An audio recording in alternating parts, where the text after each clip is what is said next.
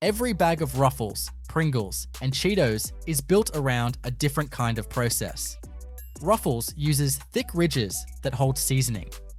Pringles turns potato dough into identical curved crisps, and Cheetos puffs cornmeal into airy shapes coated in orange dust.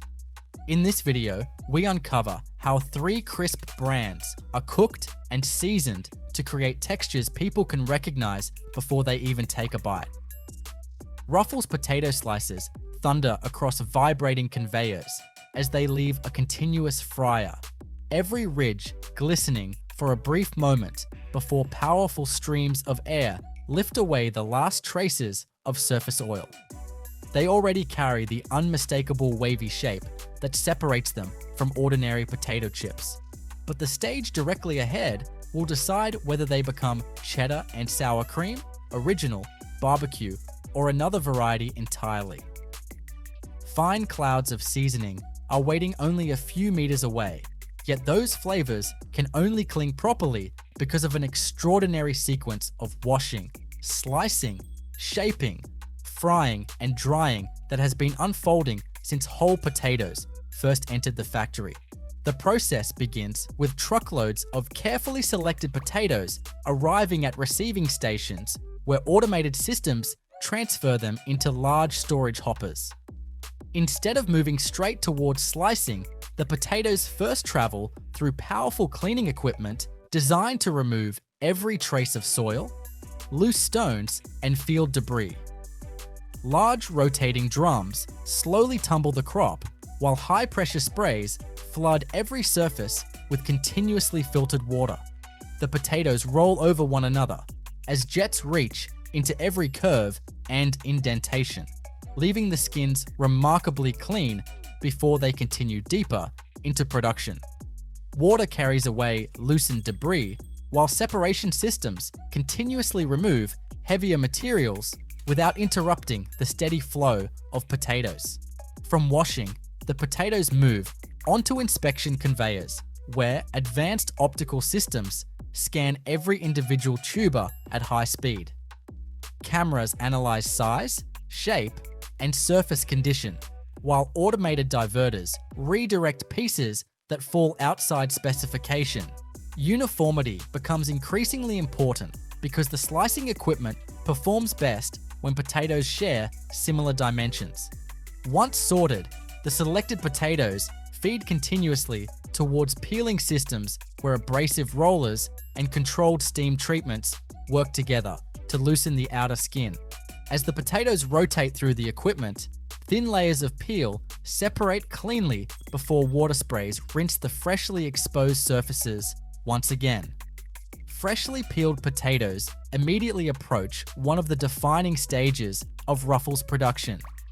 Instead of flat slicing blades, the factory uses precision-engineered corrugated cutting heads that create the famous ridges in a single movement. Every potato passes across rapidly rotating blades, while carefully controlled pressure guides it into the cutter. In an instant, each smooth potato becomes a stream of perfectly corrugated slices, every ridge formed with nearly identical spacing and depth. Those waves do much more than create a distinctive appearance. They increase structural strength, provide extra surface area for seasoning, and create the deeper crunch that defines the finished chip. Before those ridges meet hot oil, however, another important transformation must take place. The freshly cut slices contain large amounts of free surface starch released during slicing.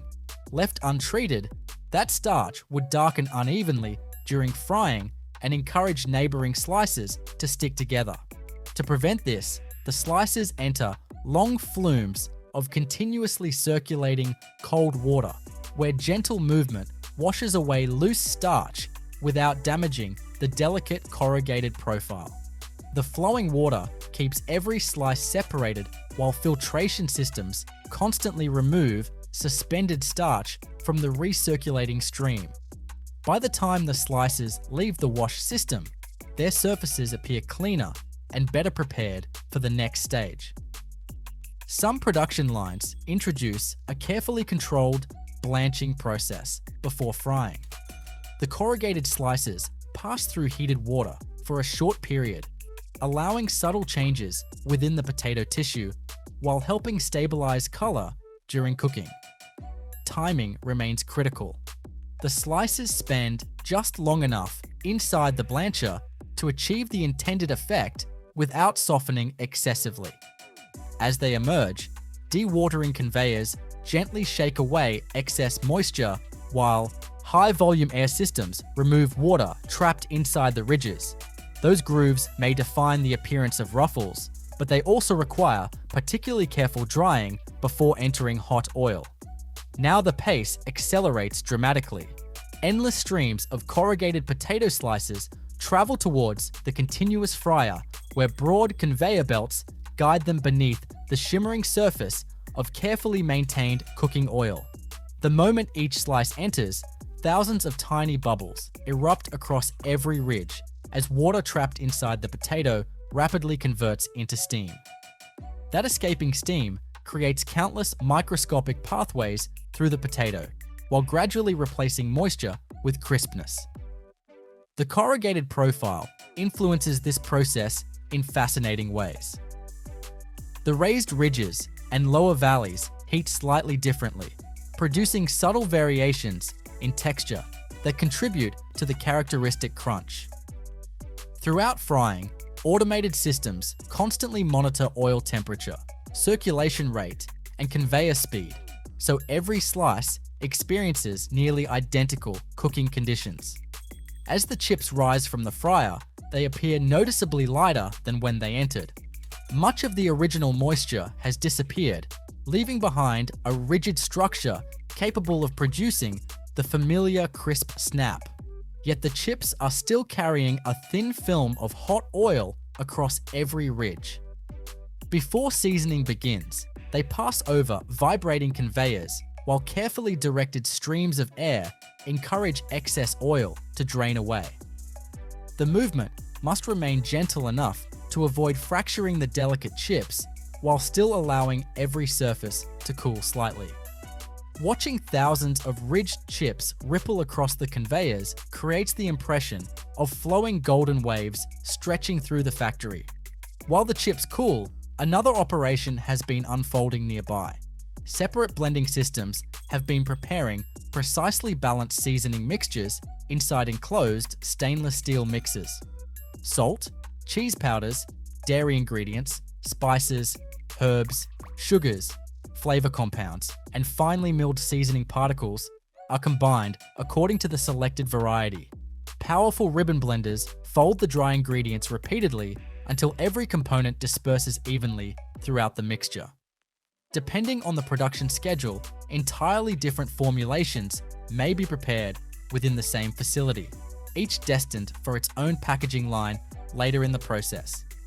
The warm chips now enter enormous rotating seasoning drums where their familiar flavors begin to appear. Precision dispensers positioned above the tumbling chips release carefully metered quantities of seasoning while the drum slowly rotates. Every turn lifts the chips before allowing them to cascade gently through the falling cloud of flavor particles.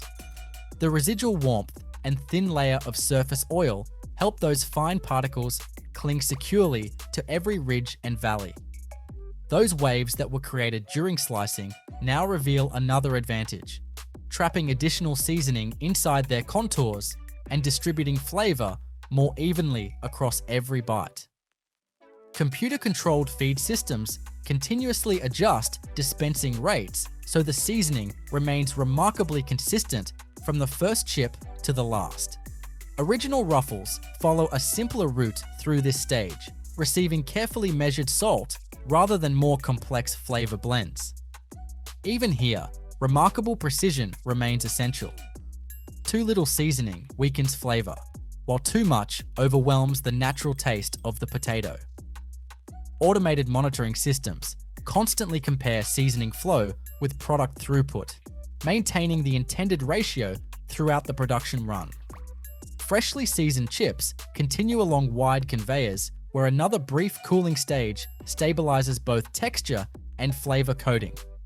As air circulates around the moving product, remaining heat gradually dissipates, while the seasoning settles firmly against the ridged surface.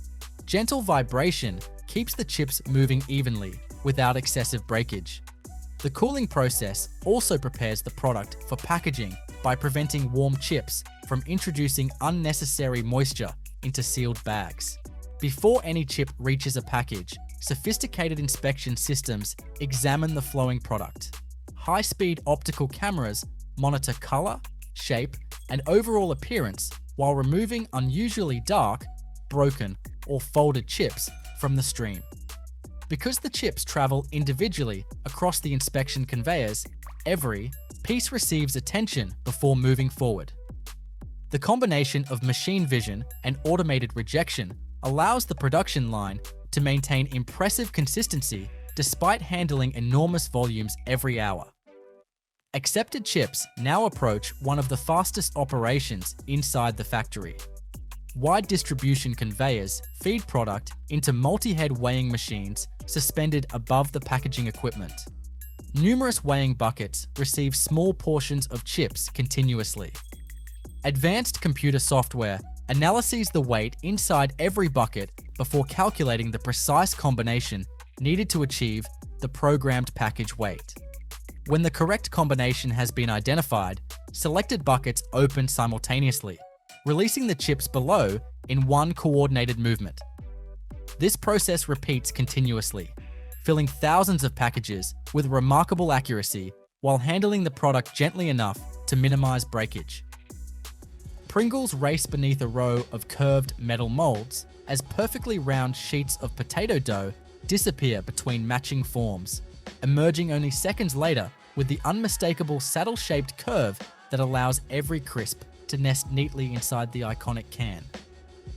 For a brief moment, they are still soft and almost flexible, gliding from one machine to the next without a hint of crunch. That changes almost immediately as a river of hot oil waits just ahead. But the molding stage only succeeds because an entirely different process has already transformed simple potato ingredients into an incredibly smooth dough with almost no variation from one end of the production line to the other. The journey starts far away from the molding equipment inside ingredient handling systems, where potato flakes arrive through enclosed transfer lines from large storage silos. Unlike conventional potato chips, which begin as whole potatoes, Pringles rely on a carefully engineered blend that creates remarkable consistency. Potato flakes form the largest portion of the recipe, but they are joined by potato starch, corn flour, rice flour, wheat starch, salt, and precisely measured functional ingredients that influence elasticity, texture, and strength during cooking. Every ingredient passes through automated weighing stations capable of measuring thousands of kilograms with exceptional accuracy before entering large ribbon blenders that begin folding the dry materials together. Inside the mixers, wide rotating paddles lift and tumble the powder continuously until every ingredient disperses evenly throughout the batch. At first, the mixture behaves almost like fine sand, flowing freely from one end of the equipment to the other. Then, precisely metered streams of water enter through multiple spray nozzles positioned above the moving blend. The addition happens gradually rather than all at once, preventing clumps while allowing every dry particle to absorb moisture at nearly the same rate. As hydration continues, the powder slowly transforms into a cohesive dough. Powerful mixing blades stretch, compress, and fold the growing mass repeatedly until it becomes smooth enough to withstand the demanding shaping stages waiting later in the process. Instead of sending the dough directly towards rolling, the factory pauses for an important conditioning stage. Large holding systems allow moisture to migrate naturally through the entire mixture, eliminating small differences that could affect thickness or flexibility later on. The dough appears almost motionless while resting inside the conditioning equipment, yet microscopic changes continue throughout its structure. This quiet step is easy to overlook, but it creates the consistency needed for producing an endless sheet that behaves identically from beginning to end. Once conditioning is complete, the dough enters an impressive series of heavy sheeting rollers, arranged one after another. The first rollers compress the mass gently before each following set reduces the thickness a little further. Rather than flattening the dough in one dramatic movement, the factory gradually stretches it into a broad, continuous sheet. Laser sensors positioned above the line measure thickness hundreds of times every second, automatically adjusting roller spacing whenever tiny variations appear. By the final roller, what began as a dense block of dough has become a smooth ribbon extending across the width of the conveyor, traveling steadily towards one of the fastest machines in the building. Rotary. Cutters descend onto the moving sheet in a perfectly synchronized rhythm, punching out flawless circles while leaving almost no wasted material behind. The remaining dough surrounding the cutouts does not become scrap. Instead, it travels immediately towards recovery systems, where it rejoins fresh dough under carefully controlled conditions before returning to the beginning of the rolling process. Meanwhile, the newly cut discs continue forward independently, each one perfectly round but still completely flat. They already resemble the outline of a Pringles crisp, yet the signature curve that defines the product has not appeared. That transformation happens only moments later. Every dough disc enters matched forming molds, traveling along a continuous chain. Upper and lower molds close gently around each piece, while conveyors maintain constant forward movement. Within seconds, the flat circles adopt the familiar saddle-shaped geometry recognized around the world. The shape is remarkably sophisticated.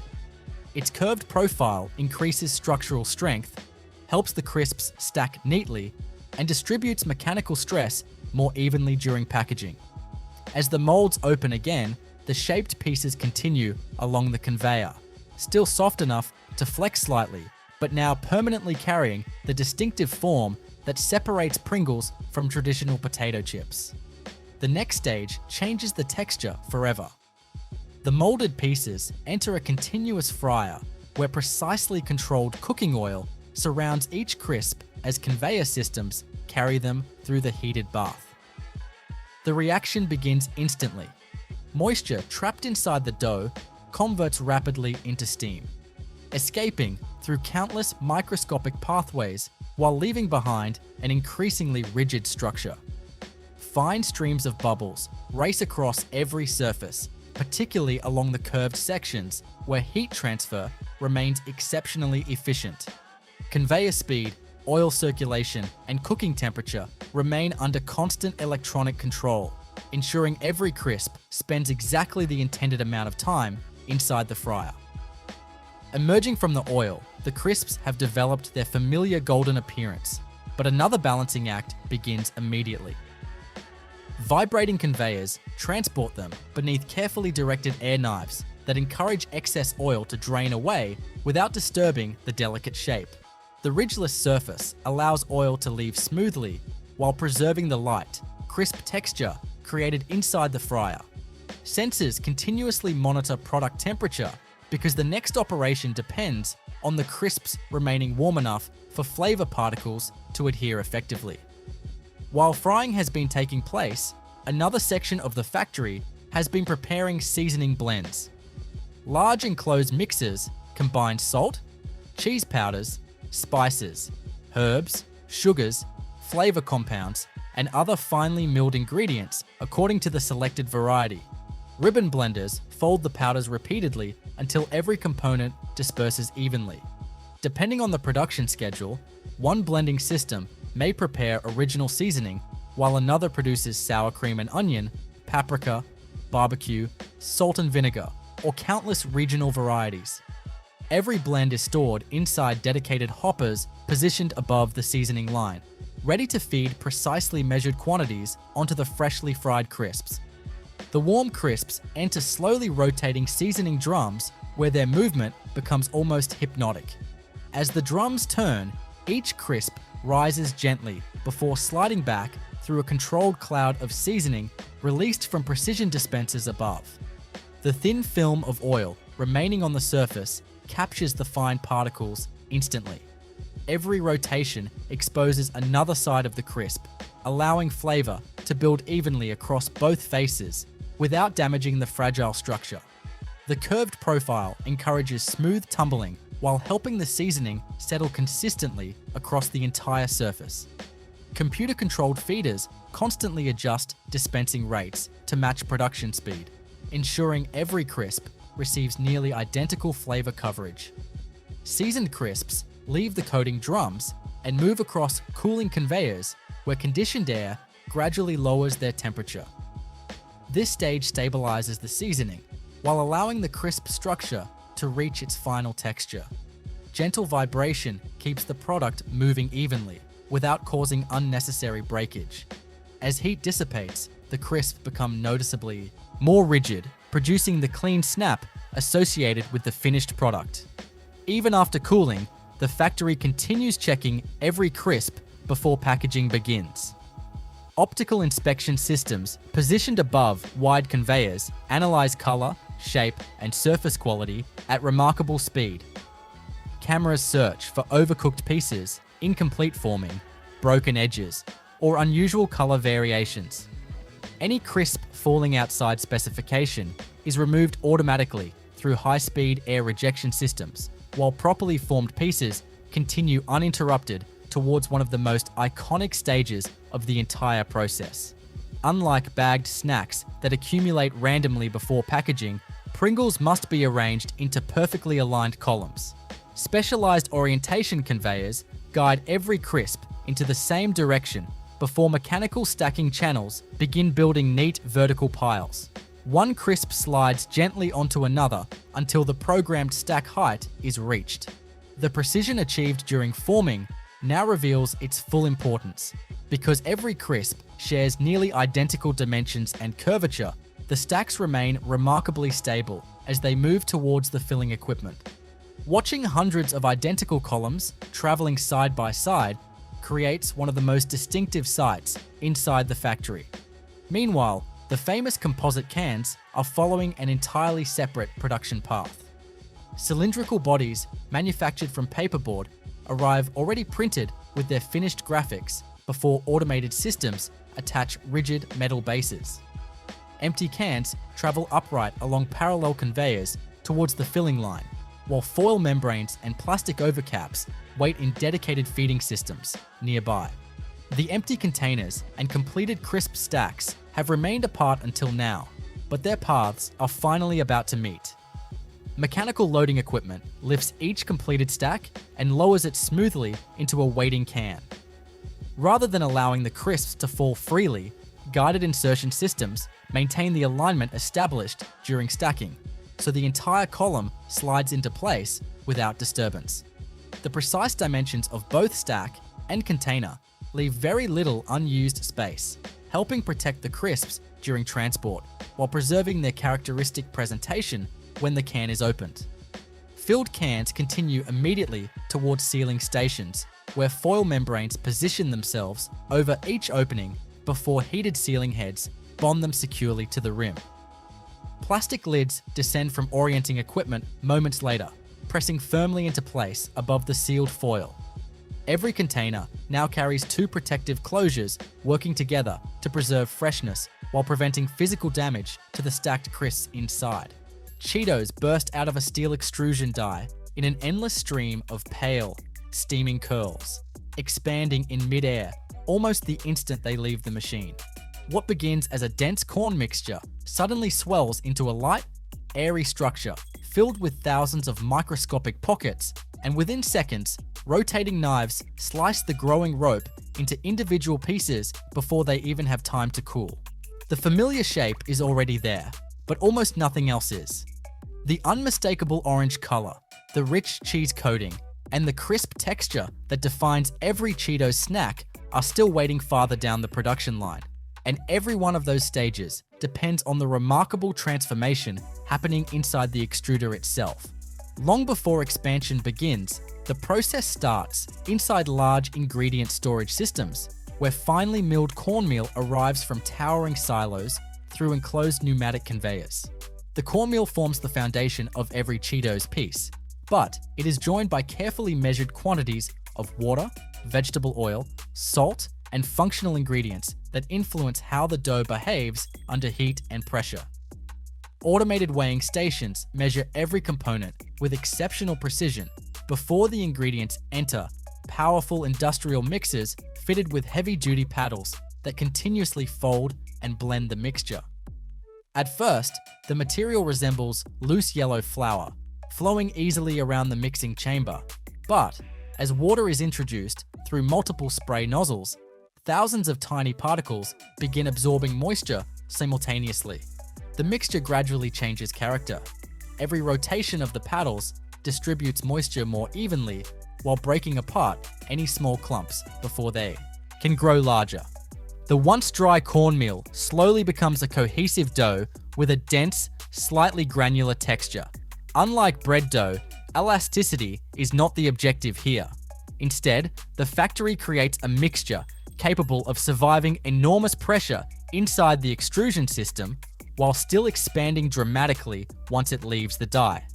Moisture content becomes one of the most closely controlled variables because even small differences influence the final crispness and internal structure of the snack. Rather than sending the freshly mixed dough straight towards extrusion, the factory allows it to pass through a short conditioning stage. Inside enclosed holding systems, moisture continues migrating naturally through the dough until hydration becomes remarkably uniform. This brief pause ensures every portion entering the extruder behaves almost identically under pressure. Although little appears to happen from the outside, this quiet stage helps prevent variations in expansion later on, creating the consistency needed for high-speed production. Now the dough reaches the heart of the factory. Large twin-screw extruders begin pulling the conditioned mixture forward through a long steel barrel using massive intermeshing screws. As the screws rotate, they do far more than transport the dough. They compress, knead, fold, and shear it continuously, while friction and precisely controlled heating systems steadily raise the temperature. Pressure climbs dramatically as the mixture moves deeper into the barrel, forcing starch molecules to gelatinize while transforming the dense dough into a hot, plastic-like mass. By the time the material reaches the end of the extruder, it contains enormous amounts of trapped steam held inside purely by pressure. The moment that pressure disappears, everything changes. The heated mass is forced through specially engineered dies that determine the basic profile of the finished snack. As soon as it exits into normal atmospheric conditions, the trapped water flashes into steam almost instantly. That rapid expansion inflates the dough from within, producing the familiar airy structure filled with countless tiny cells. Watching the transformation is almost unbelievable. A compact ribbon of dough becomes several times larger in only fractions of a second, creating the light texture that distinguishes Cheetos from denser corn snacks.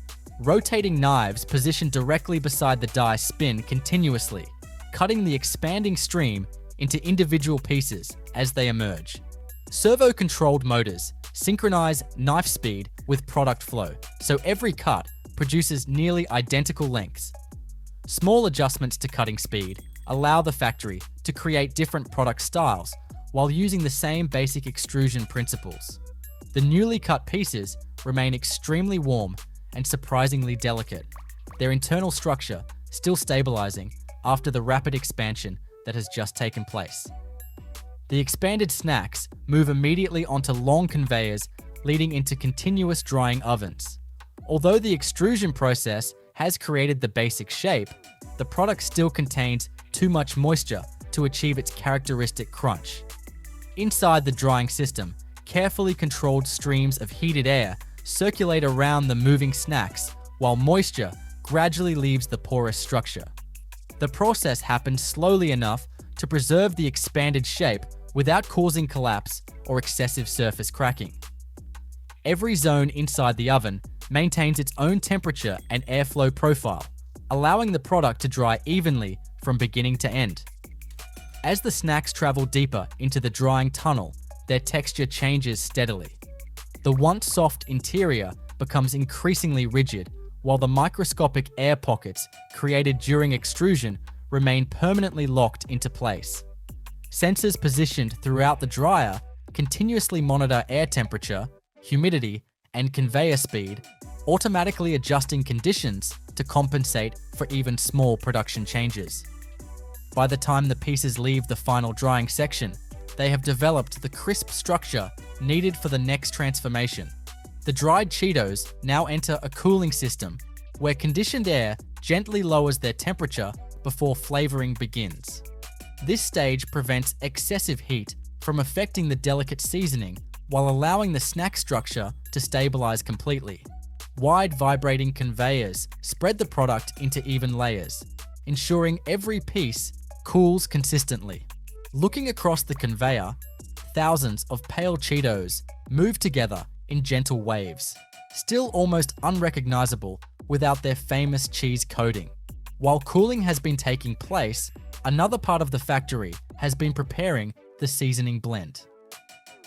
Large ribbon blenders combine cheese powders, whey ingredients, salt, flavor compounds, spices, coloring ingredients, and finely milled powders according to carefully developed formulations. Every ingredient enters through automated weighing systems before the rotating mixer folds the entire blend repeatedly until every component disperses evenly. Depending on the production schedule, different formulations may be prepared for crunchy Cheetos, flamin' hot Cheetos, cheddar jalapeno, or other varieties, each requiring its own carefully balanced combination of ingredients. Now the pale snacks approach enormous rotating flavoring drums where the most dramatic visual transformation of the process begins. Before any dry seasoning is added, precision spray nozzles apply a carefully measured mist of vegetable oil across the moving product. The coating is intentionally thin, creating just enough surface adhesion for the powdered seasoning without making the snack greasy. Every Cheetos piece tumbles gently inside the rotating drum, exposing every curve and surface to the fine oil mist. Lay's production begins with the intake of bulk potatoes delivered by truck or conveyor into receiving hoppers. Potatoes are unloaded into flume systems filled with recirculating water, which use hydraulic movement to carry them to the first stage of processing. This flume system not only transports the potatoes, but also initiates pre-washing to remove surface soil and debris. Upon exiting the flume, the potatoes enter a rotating drum washer fitted with abrasive surfaces and high-pressure spray nozzles. This drum rotates slowly while jets of water dislodge residual dirt from the potato surface. The wash cycle time is optimized to avoid damaging the skin while ensuring that every tuber is completely clean. The cleaned potatoes are then conveyed to an inspection belt, where optical sorting systems equipped with high-resolution cameras scan for defects such as green skin, rot, or deformities. Non-conforming potatoes are removed by targeted air jets activated in milliseconds. Accepted potatoes are then directed to the peeling stage. Mechanical peelers utilize either steam pressure or abrasive rollers. In steam peeling, potatoes are exposed to high-pressure steam in a sealed vessel for a few seconds, then rapidly released into a vacuum chamber, causing the skin to rupture and loosen. The loosened skin is removed with soft brushes and water sprays. In abrasive peeling, the tubers are rotated inside a drum lined with abrasive surfaces that scrape the skin off while minimizing flesh loss. After peeling, potatoes are rinsed again to remove any residual skin particles. Peeled potatoes are conveyed via stainless steel belts to slicing machines. These are centrifugal slicers equipped with rotating impellers that force each potato against razor-sharp blades mounted on a rotating head. Blade thickness is adjustable down to tenths of a millimeter to produce slices typically between 1.2 and 1.5 millimeter thick. The speed of both the impeller and cutting head is synchronized to maintain consistent thickness regardless of potato size. Slices exit the cutter in a continuous stream and are immediately passed through a water flume to prevent browning caused by enzymatic oxidation. The sliced potatoes are then subjected to blanching. This step involves immersion in hot water or passage through a hot water curtain at 65 to 75 degrees Celsius for 1 to 2 minutes. Blanching reduces starch levels on the surface of the slices, which is necessary for achieving uniform golden color and reducing sugar-related dark spots during frying.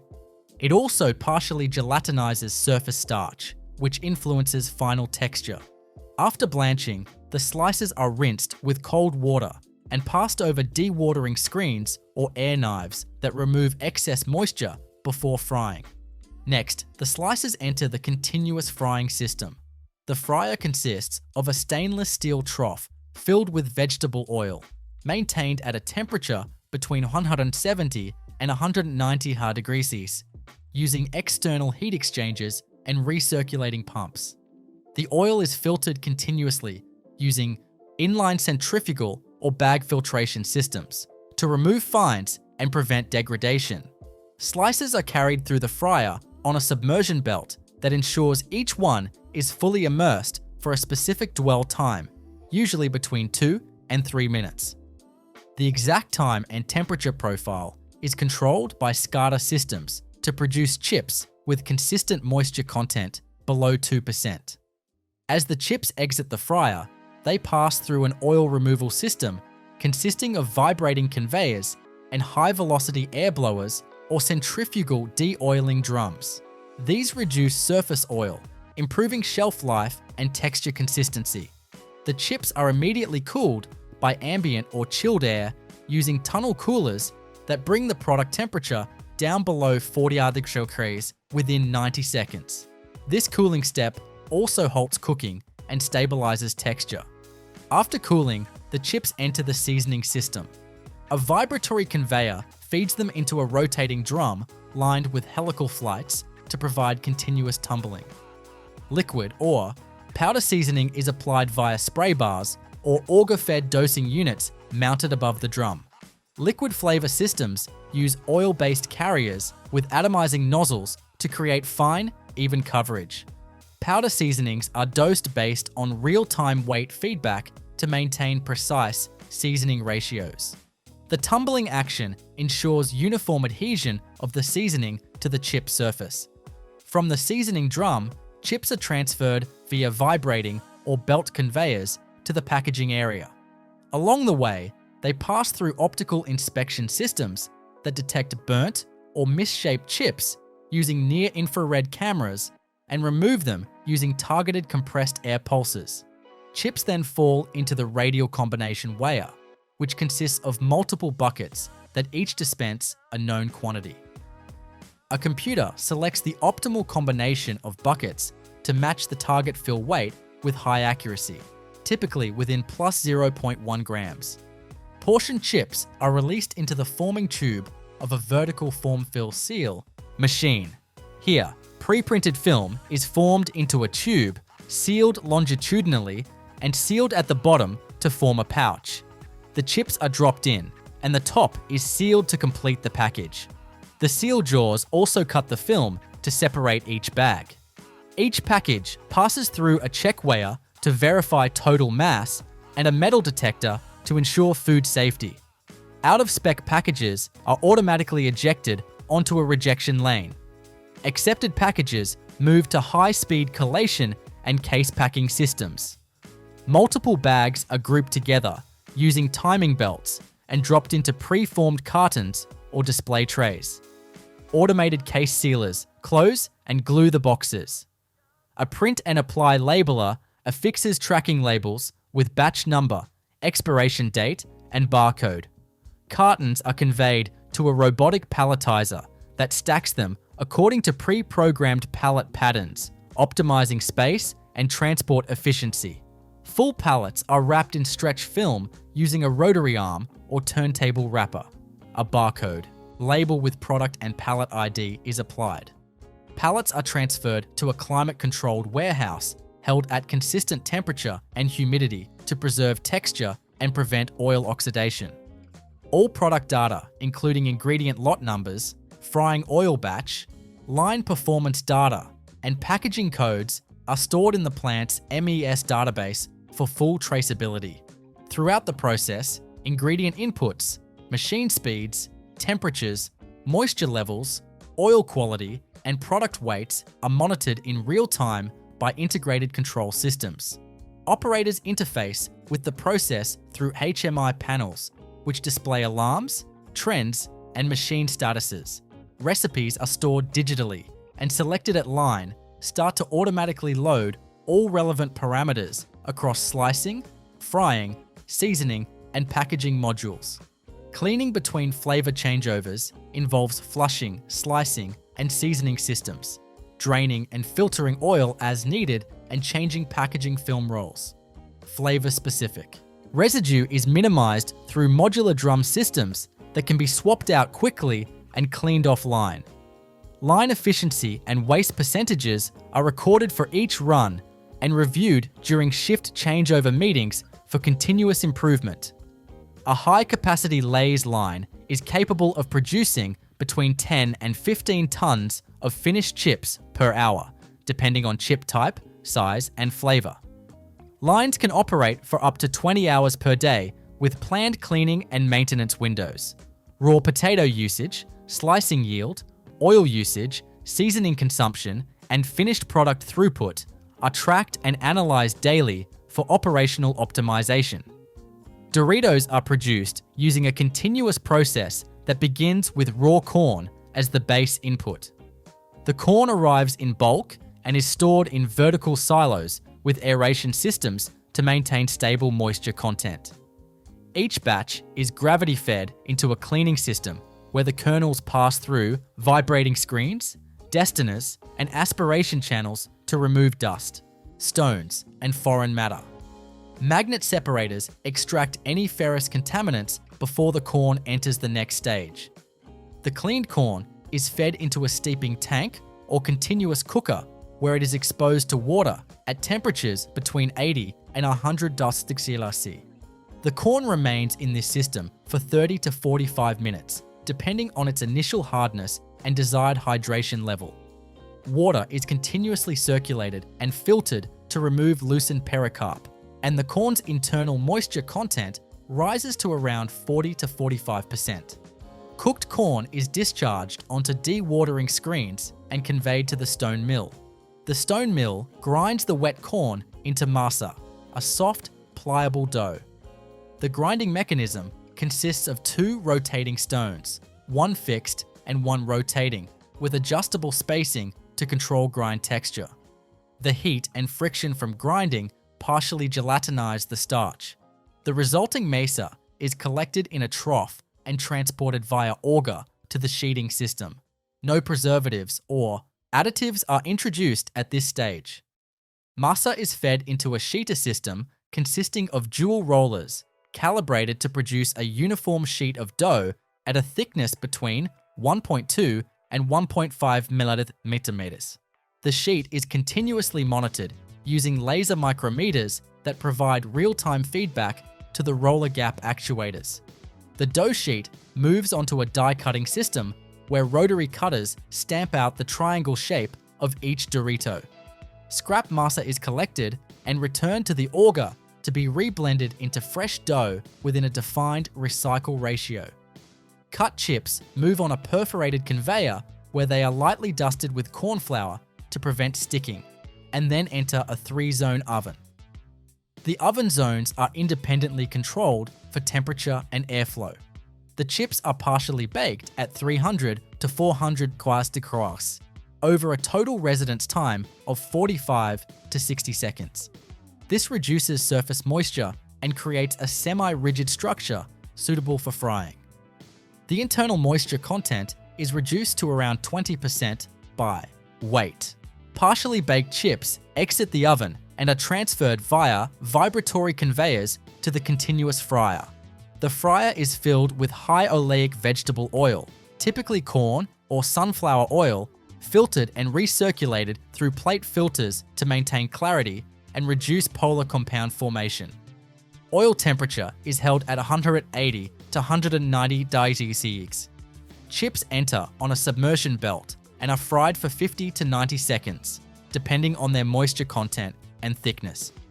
During frying, final moisture is reduced to less than 2%, and texture is developed through rapid dehydration and surface expansion.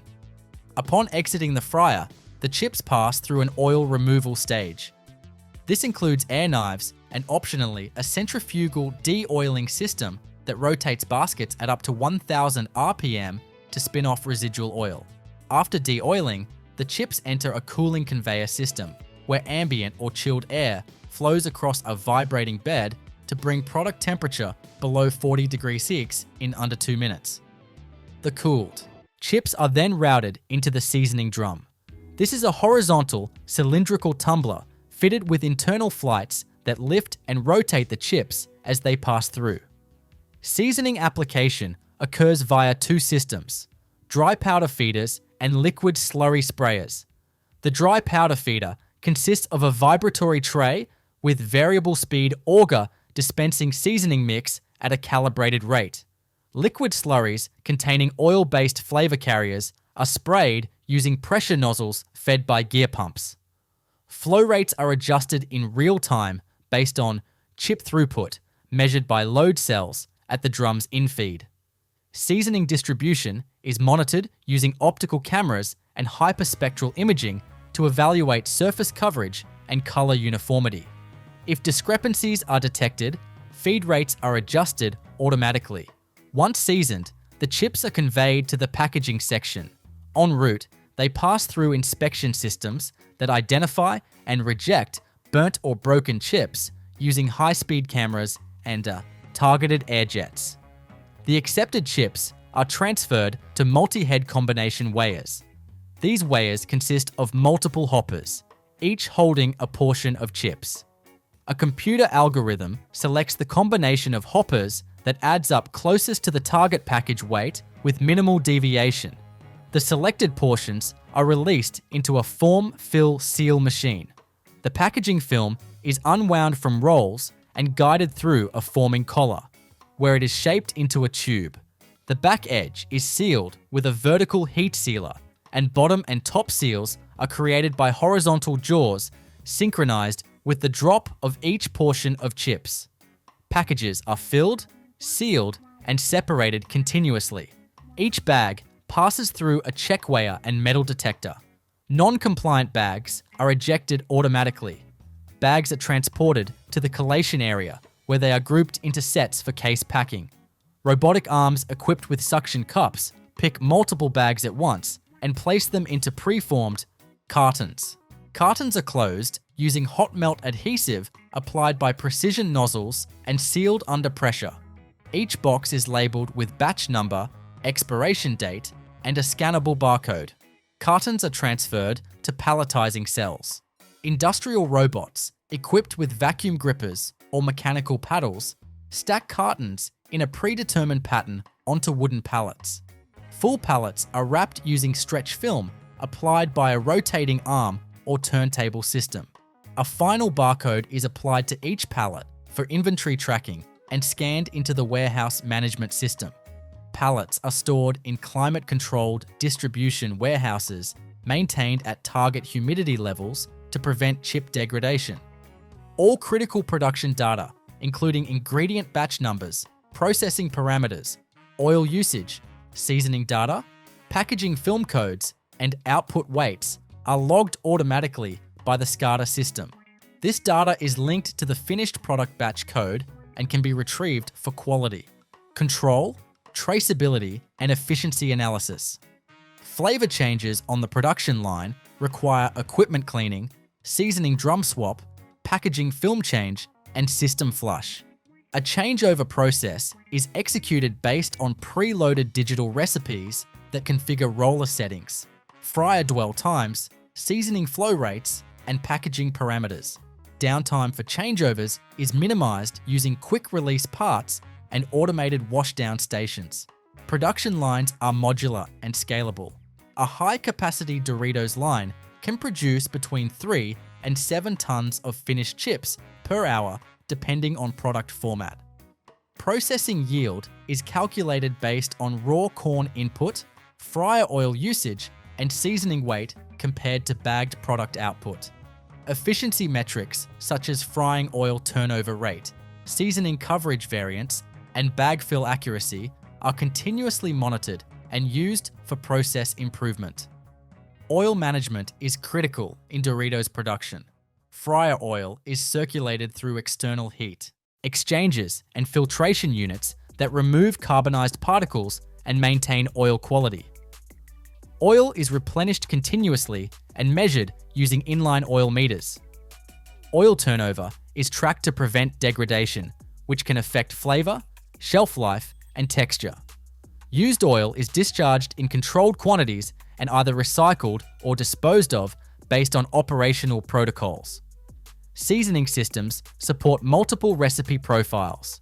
Each recipe includes component percentages, feed rates, viscosity targets for slurries, spray nozzle pressures, and pump speeds. Recipes are stored digitally and loaded via the line's control interface. Seasoning is prepared in parallel tanks to reduce downtime between batches and allow flavor sequencing. Packaging lines operate at speeds between 60 and 150 bags per minute, depending on bag size and configuration. Packaging materials are stored in automated reels with sensors that alert operators when a roll change is needed. Packaging seal integrity is tested using vacuum or burst testing at specified intervals. Seal strength and print registration are logged alongside product weight and metal detection data. Each Doritos variant, whether original, spicy, lime-flavored, or limited edition, follows the same general processing flow, with adjustments made at the seasoning and packaging stages. The ability to scale and shift recipes allows the production line to handle dozens of flavor profiles without hardware changes beyond seasoning and film adjustments. Lay's crisps leave the fryer as thin golden slices, still shimmering with hot oil before seasoning turns them into finished chips. The slices ride up an inclined conveyor with open gaps beneath them. Oil drains away as the chips move forward. They are fragile at this point. Their surfaces are crisp, blistered, and lightly curled from the sudden loss of moisture inside the fryer. Air moves across the belt to cool them just enough for seasoning to cling correctly. The fryer is the center of the transformation. Raw potato slices enter pale, wet, and flexible. A few seconds later, they are crisp, rigid, and golden. Hot oil surrounds each slice. Water inside the potato flashes into steam and escapes as bubbling. The slice becomes thinner as moisture leaves.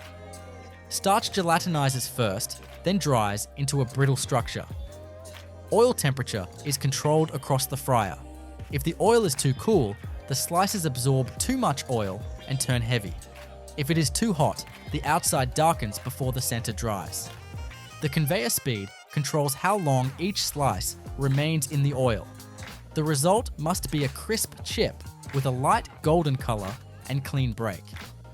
Loose fragments and small potato solids fall away during frying. A filtration system continuously removes these particles from the oil. This prevents dark specks from burning and sticking to later chips. Fresh oil is added in controlled amounts to maintain the frying system. Before the fryer, the potatoes are sliced with high-speed cutting heads. Whole peeled potatoes enter a rotating slicer. Sharp blades shave them into very thin sheets. The slice thickness is tightly controlled because even a small change affects texture, cook time, color, and crunch. The cutting action is fast and clean. Each potato spins or passes against the blades, producing a stream of round or oval slices. The slices fall into a water flume immediately after cutting. Water separates them from each other and carries away free starch from the cut surfaces. Surface starch must be reduced before frying. Too much starch can make slices stick together or darken unevenly. The slices pass through washers where moving water lifts starch from the surface. The water becomes cloudy as starch leaves the potato. After washing, the The slices move through dewatering equipment. Shaker conveyors and air knives remove surface water. If wet slices enter the fryer, oil turbulence increases and frying becomes less controlled. The slice must still be raw and moist inside, but the outside cannot carry excess water. The potatoes reach the slicer after a long preparation route. Whole potatoes arrive at the factory in bulk. They are unloaded into receiving hoppers and carried by conveyors toward cleaning equipment. Dirt, stones, vines, and field debris must be removed before the potatoes reach the process line. A dry separation stage removes loose soil and heavy objects. Rollers, screens, and conveyors shake the potatoes while smaller debris falls away. Stones can be separated by density systems because they behave differently from potatoes in water or mechanical sorting. The potatoes then enter washing drums. Water sprays across them while rotating drums tumble the load.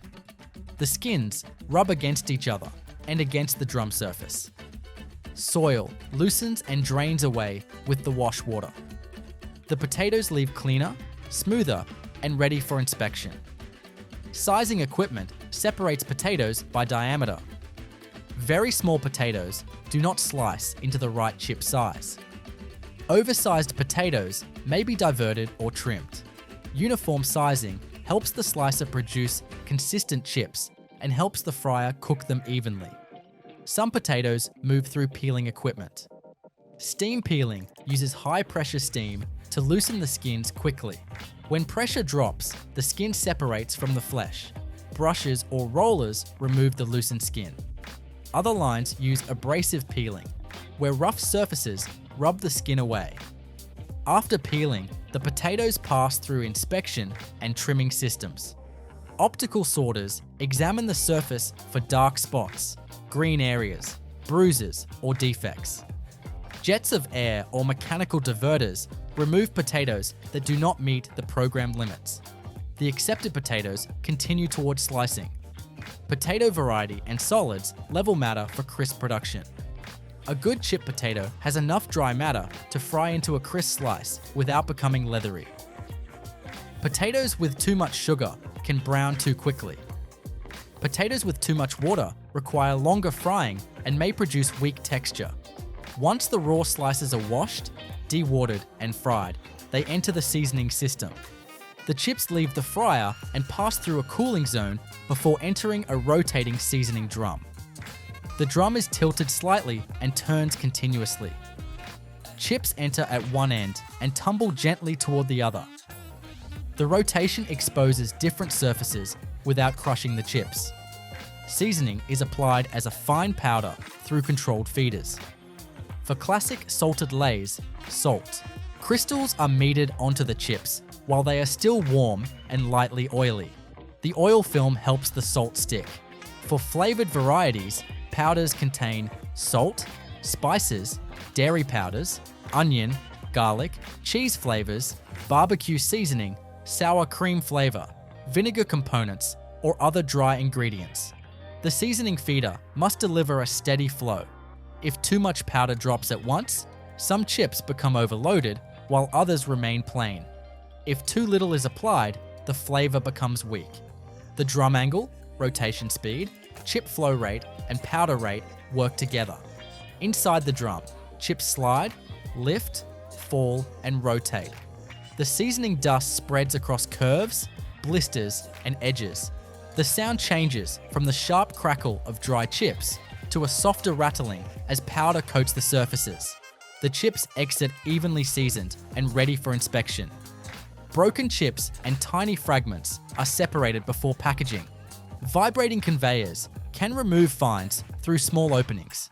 Optical systems inspect color and detect dark chips or burnt pieces. Metal detectors scan the product stream. Defective material is diverted automatically. The accepted chips move to weighing. Because chips are light and irregular, they cannot be filled by a simple volume. A multi-head weigher is used. Chips feed into multiple small weighing buckets positioned around the machine. Each bucket holds a small portion. The control system calculates which combination of buckets adds up to the target bag weight. Those buckets open together, dropping the exact portion into a funnel. The chips fall quickly, but must not be crushed. Smooth surfaces and controlled drop heights protect the fragile pieces. Packaging film unwinds below the weighing system. The film is printed on the outside and has barrier layers that help protect crispness. It moves over a forming collar, which shapes it into a vertical tube. The edges of the film meet at the back. A vertical sealing jaw closes the back seam. The bottom seal is made first by horizontal jaws. Then the weighed chips drop into the open tube. The jaws close again above the product, sealing the top of one bag and the bottom of the next. Before final sealing, nitrogen gas may flush the package. The gas reduces oxygen and creates a cushion inside the bag. The pillow shape protects chips from crushing and helps preserve crisp texture. The bag is not filled tightly with chips. It contains product and protective headspace. The horizontal jaws cut between seals, releasing one finished bag. The next bag is already forming above it. This process repeats rapidly, turning a continuous roll of film and timed chip portions into sealed Lay's bags. Tropicana orange juice begins changing long before it ever reaches a bottle, because the most valuable part of the fruit is separated only seconds after the peel is broken. Fresh oranges arrive at the processing facility in enormous loads before moving onto wide receiving conveyors that feed the first stage of production. Leaves, small branches, and loose debris are removed immediately as the fruit passes beneath air blowers and over-sorting equipment. From there, thousands of oranges travel through long washing channels where powerful sprays and rotating brushes scrub every piece of fruit from multiple directions. Dirt, dust, wax residues, and anything collected during harvesting are washed away while the oranges tumble gently across the rollers. By the time they leave the washing line, every orange has a clean surface, but the real transformation has not even started. Everything so far has simply prepared the fruit for the moment when machines finally reach the juice hidden inside. The cleaned oranges continue across inspection conveyors where cameras and optical sensors examine their size, color, and external condition. Mechanical diverters remove fruit that falls outside programmed limits, while the accepted oranges continue forward in an uninterrupted stream. At first glance, the line appears calm, but every conveyor is carefully synchronized because the extraction machines ahead work at remarkable speed. Hundreds of oranges every minute approach the point where peel, juice, pulp, and seeds will all separate into completely different production paths. Each orange enters an individual cup inside the extraction machine. Matching cups close around the fruit, holding it firmly without crushing it prematurely. A stainless steel tube pushes downward through the center, while pressure squeezes the orange between the supporting cups. Instead of simply cutting the fruit open, the system presses juice from the inside while keeping much of the bitter peel oils separated from the liquid. Juice, pulp, and fine fruit particles rush downward into collection channels, while peel sections follow an entirely different route. The extraction lasts only moments, yet in that brief instant, the whole orange becomes several individual material streams, each destined for a different purpose. The freshly extracted juice immediately passes through coarse screening systems designed to remove seeds, larger membrane fragments, and oversized pulp pieces. Stainless steel screens allow liquid and fine pulp to continue while larger solids remain behind. Pumps transfer the screen juice into enclosed pipelines before oxygen has much opportunity to affect freshness. The liquid still contains natural pulp, microscopic fruit particles, and dissolved fruit components that give orange juice its body and appearance. Meanwhile, the peel begins its own journey. Although no longer needed for bottled juice, the peel still contains valuable compounds. Mechanical presses recover peel oils from the outer rind before the remaining material moves toward other processing operations. Nothing about the orange simply disappears once extraction is complete. Every section of the fruit enters equipment specifically designed for that material. Back in the juice stream, another important separation takes place. Centrifugal equipment spins the liquid at high speed, allowing heavier pulp particles to separate from the thinner juice. Depending on the intended product style, processors can remove part of the pulp, retain all of it, or later blend controlled amounts back into the finished beverage. This flexibility allows one production line to create products ranging from pulp-free juice to varieties containing generous amounts of natural pulp. At this stage, the liquid finally resembles recognizable orange juice, yet several important transformations still remain. The juice moves toward deaeration equipment where dissolved oxygen is carefully reduced. Oxygen naturally enters during extraction as fruit breaks apart, but too much oxygen can gradually affect flavor quality over time. Inside enclosed vessels operating under controlled conditions, unwanted gases separate from the juice before it continues deeper into the factory. Now the process begins preparing the juice for long-term stability. The juice enters pasteurization through enclosed stainless steel pipelines connected to large plate heat exchangers. Heat transfers rapidly across thin metal plates, while carefully controlled temperatures raise the juice just enough to reduce unwanted microorganisms without unnecessary damage to flavor or color. The heating stage lasts only a short time before another section of the exchanger immediately begins cooling the juice again. This rapid transition preserves much of the fresh fruit character while creating a product suitable for refrigerated distribution. Although pasteurization appears simple from the outside, it represents one of the most carefully controlled stages in the entire factory. Temperature sensors monitor the liquid continuously, while automated valves ensure every portion receives the required treatment. If any section falls outside specification, control systems immediately divert it away from finished production until correct conditions return. The cooled juice now enters insulated storage tanks that rise several stories high. Slow-moving agitators keep the contents uniform without introducing unnecessary air. These tanks serve as temporary reservoirs between juice preparation and packaging, allowing downstream filling lines to operate continuously even while upstream extraction rates fluctuate. Level sensors constantly monitor every tank, automatically directing juice wherever production requires it. Some production schedules require blending before filling begins. Juice from different storage tanks may combine to achieve the desired balance of sweetness, acidity, aroma, and pulp level. Automated flow meters control each incoming stream, while mixing systems gently circulate the combined juice until every section of the tank matches the next. Even though the beverage comes directly from fruit, consistency across thousands of bottles depends on these carefully controlled blending operations.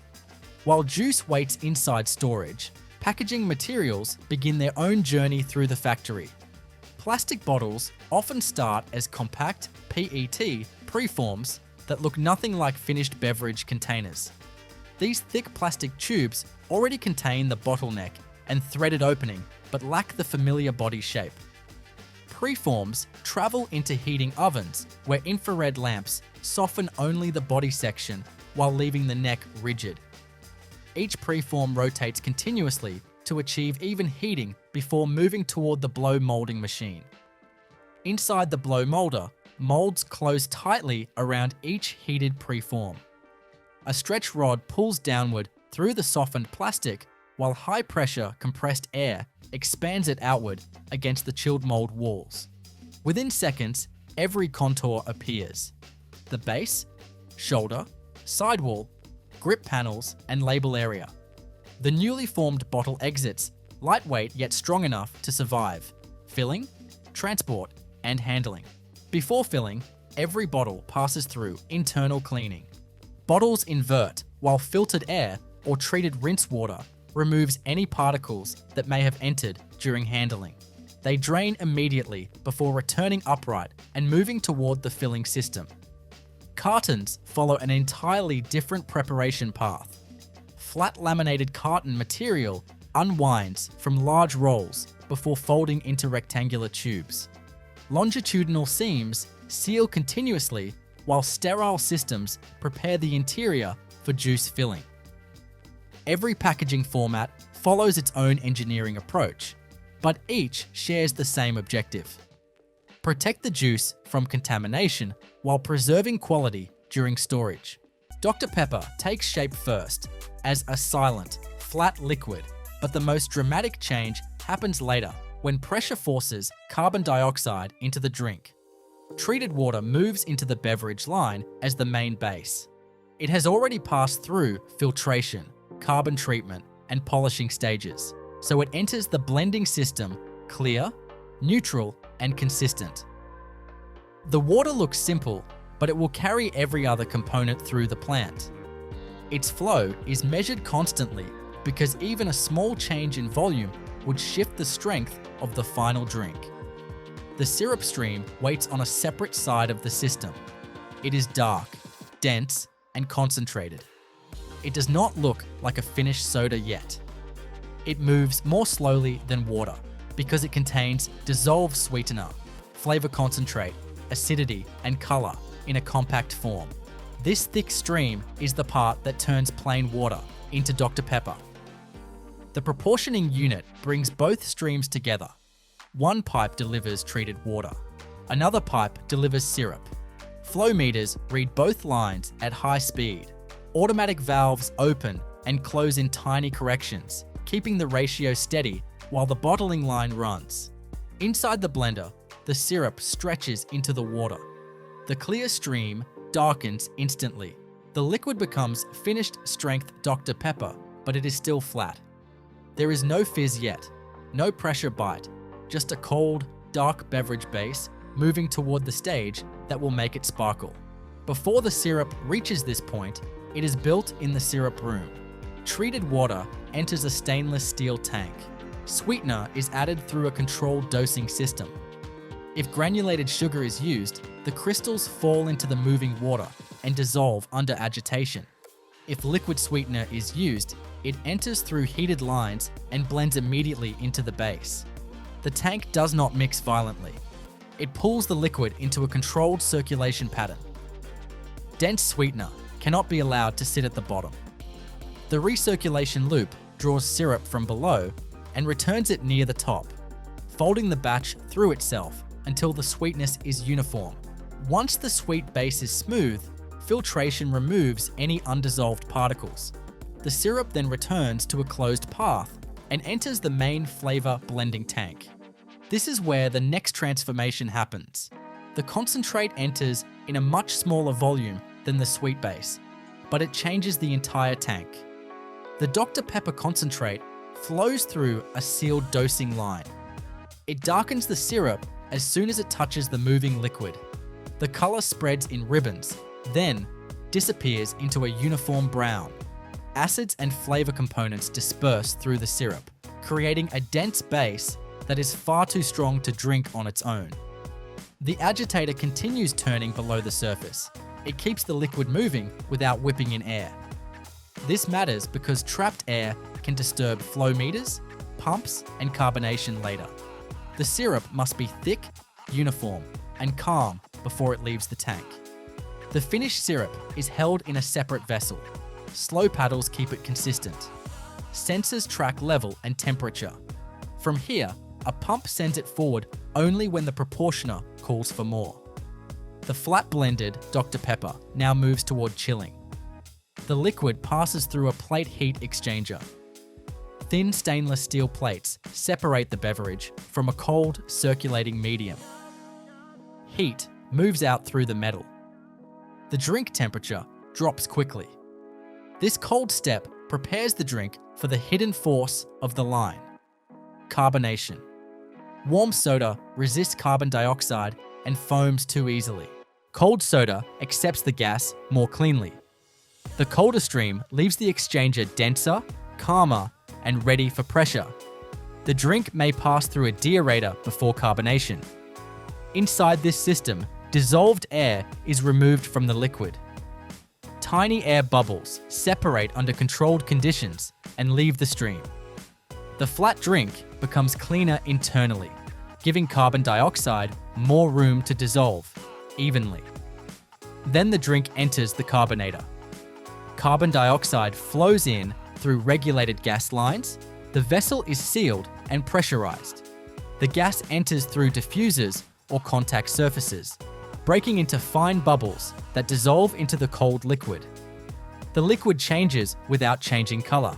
It remains the same dark brown, but internally it becomes charged with gas. Carbon dioxide dissolves under pressure, creating the sharp release that will appear later when the container opens. From this point forward, every pipe, valve, and filler must protect that dissolved gas. The carbonated Dr. Pepper leaves the carbonator through smooth stainless steel lines. The root stays pressurized. Sharp bends, sudden drops, and open exposure are avoided.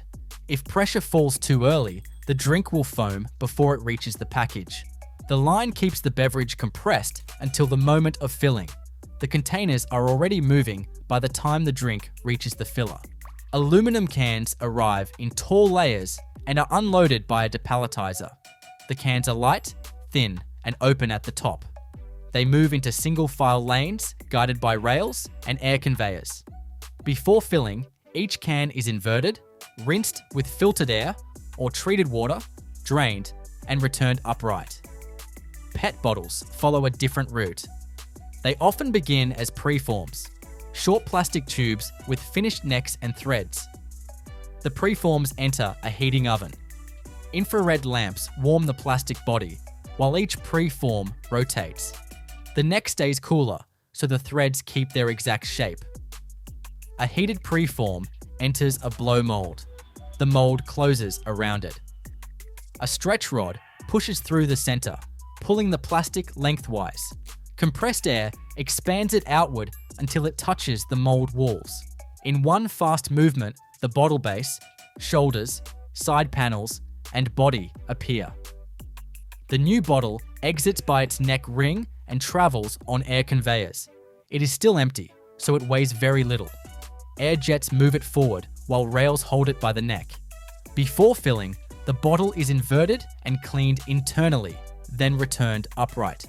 Now both container types reach the point where the carbonated drink and package finally meet. In the rotary filler, bottles or cans enter through star wheels. These wheels space every container precisely beneath a filling valve. The filler turns continuously, carrying the containers in a circle while the drink flows from a pressurized bowl above. For bottles, the mouth seals against the filling valve. Pressure is equalized before liquid enters. This prevents the carbonated Dr. Pepper from flashing into foam. When the valve opens, the dark liquid slides down into the bottle in a controlled stream. The level rises smoothly, with fine bubbles moving upward. The valve closes at the programmed height. The bottle leaves the filler with a measured headspace above the liquid. It moves immediately toward capping because the carbonation is still trying to escape. Caps feed from a hopper into an orienting bowl. The bowl shakes and rotates them into the correct position. A chute sends each cap to a capping head. The head places the cap onto the bottle neck and tightens it to a set torque. The tamper band locks below the neck ring as the cap finishes turning. Cans use a different closure. The filled can exits the filler and enters the seamer. A lid drops onto the open top. The can and lid rotate under a seaming chuck. First operation rollers curl the lid edge and can flange together. Second operation rollers compress the fold into a tight double seam. This double seam is a mechanical lock. It holds the carbonation inside without glue. The can leaves sealed and pressurized with the drink trapped under the metal lid. Glass bottles, when used, move through filling and then receive crown caps or threaded closures. A crown cap is pressed over the mouth. The ridged skirt crimps under the glass bead, creating a gas-tight seal. The heavier bottle then continues through inspection.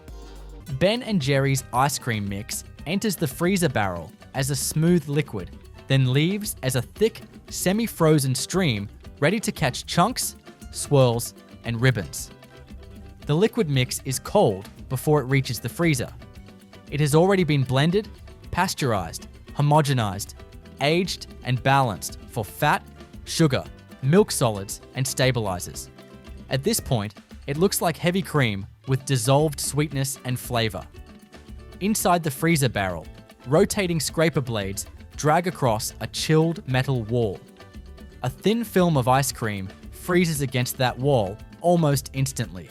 The blades scrape it away before it becomes a solid sheet. The scraped crystals mix back into the liquid. More liquid touches the cold surface. More crystals form. The cycle repeats rapidly, building a creamy frozen structure instead of a hard block of ice. Air is added at the same time in controlled amounts. The air is broken into tiny bubbles and distributed through the mix. The liquid thickens as it transforms into soft ice cream. The freezer does not finish the product completely. It produces ice cream that is cold, dense, and pumpable. It must still be soft enough to accept cookie dough, brownies, chocolate pieces, nuts, caramel, fudge, fruit preparations, or other inclusions without breaking the machinery or crushing the pieces. Before this freezing step, the dairy base is built in stainless steel tanks. Cream, milk, skim milk solids, sugar, liquid sweeteners, stabilizers, and emulsifying ingredients are measured into the batch system. The ingredients enter by weight or flow rate. The tank agitator keeps the mixture moving so powders hydrate and liquids disperse. The dairy fat is one of the main structural elements. It gives richness and helps the frozen mix hold air. Sugar lowers the freezing point, so the final ice cream does not become rock hard at freezer temperatures. Milk solids add body. Stabilizers help control ice crystal growth and improve texture after hardening. Dry ingredients are added carefully. Sugar flows easily, but stabilizers can clump if they hit the liquid too quickly. A powder induction system pulls dry materials into a fast-moving stream of liquid, dispersing them before they form lumps. The tank gradually becomes uniform. Flavor bases may be added to the liquid mix at this stage. Vanilla, chocolate, coffee, fruit bases, or other liquid ingredients can be blended into the dairy stream. Cocoa ingredients require strong mixing because cocoa powder resists wetting and can form dark clumps if not dispersed properly. Chocolate mixes become darker and thicker as the cocoa hydrates. The blended mix is pumped through filters to remove undissolved particles before heat treatment. It then moves through a pasteurization system. In a continuous plate heat exchanger, the mix flows between thin stainless steel plates while hot water or steam-heated fluid moves on the other side. Heat transfers quickly through the metal, raising the mix temperature under controlled conditions. The hot mix passes through a holding tube for the required time. The flow rate and tube length control the exposure. After holding, the mix enters the cooling side of the exchanger, but first, it may pass through a homogenizer. Homogenization forces the hot mix through very small gaps under high pressure. The fat droplets are broken into smaller droplets and spread evenly through the liquid. This creates a smoother mix and improves body. Without this stage, fat could separate or create uneven texture in the finished ice cream. After homogenization, the mix is cooled quickly. Cold fluid on the opposite side of the heat exchanger pulls heat away. The mix exits cold and moves into aging tanks. These tanks hold it at low temperature for several hours. Slow agitators keep the mix uniform without whipping in air. During aging, fat crystallizes into a stable form. Stabilizers fully hydrate. The liquid becomes slightly thicker. This step prepares the mix for freezing. Aged mix whips better, freezes more smoothly, and carries inclusions more evenly. Inclusion preparation happens separately from the dairy mix. Cookie dough pieces are formed from dough, cut into small chunks and chilled or frozen so they remain distinct inside the ice cream. Brownies are baked in sheets, cooled, cut into cubes, and frozen or chilled to hold their shape. Chocolate chunks are formed, cooled, broken, or cut to size and screened so only the correct pieces continue. Nuts are roasted or prepared, cooled, and sized.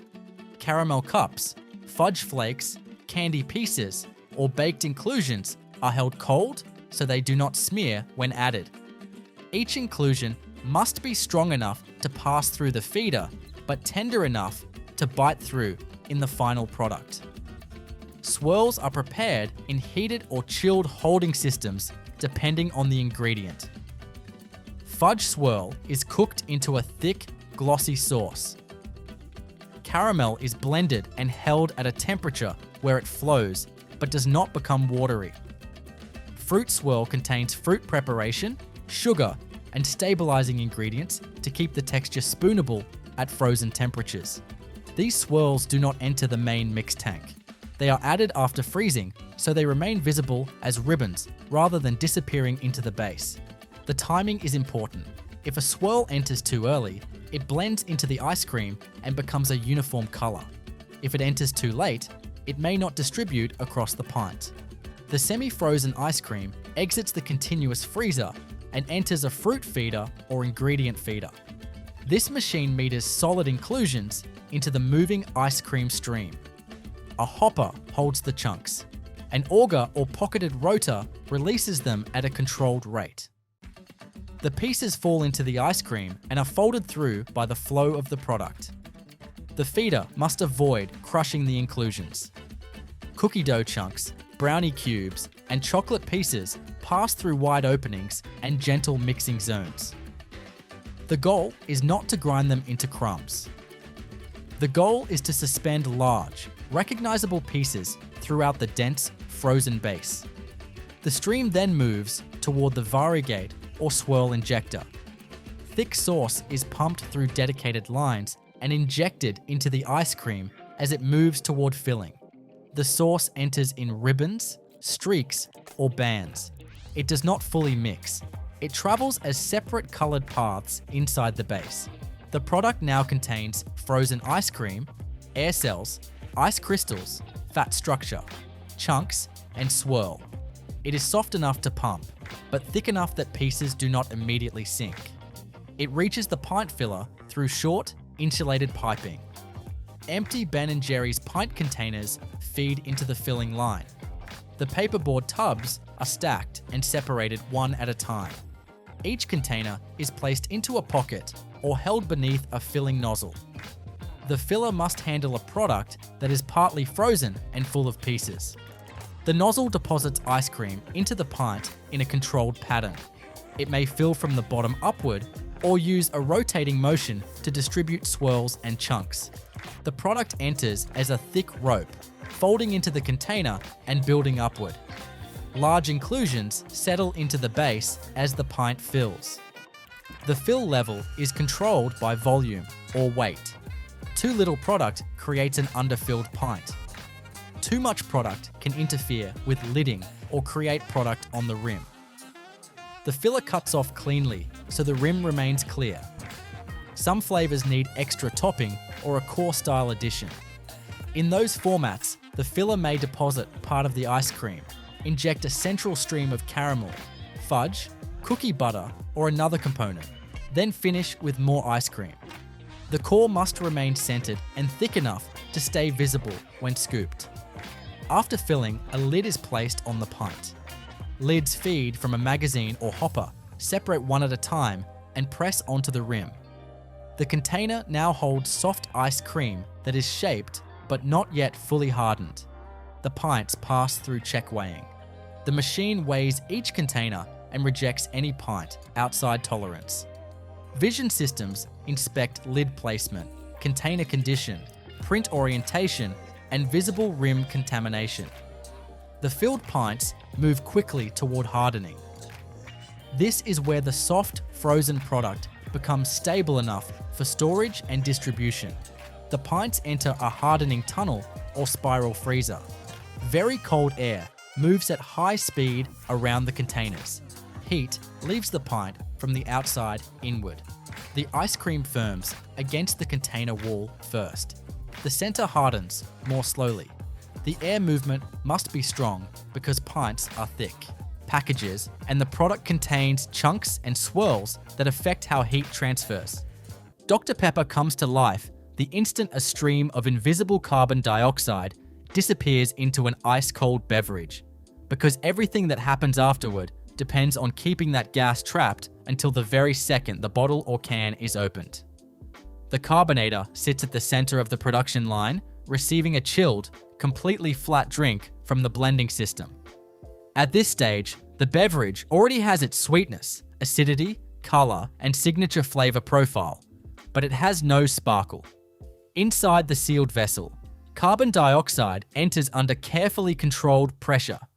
Instead of forming large bubbles, the gas breaks into microscopic pockets that dissolve into the liquid.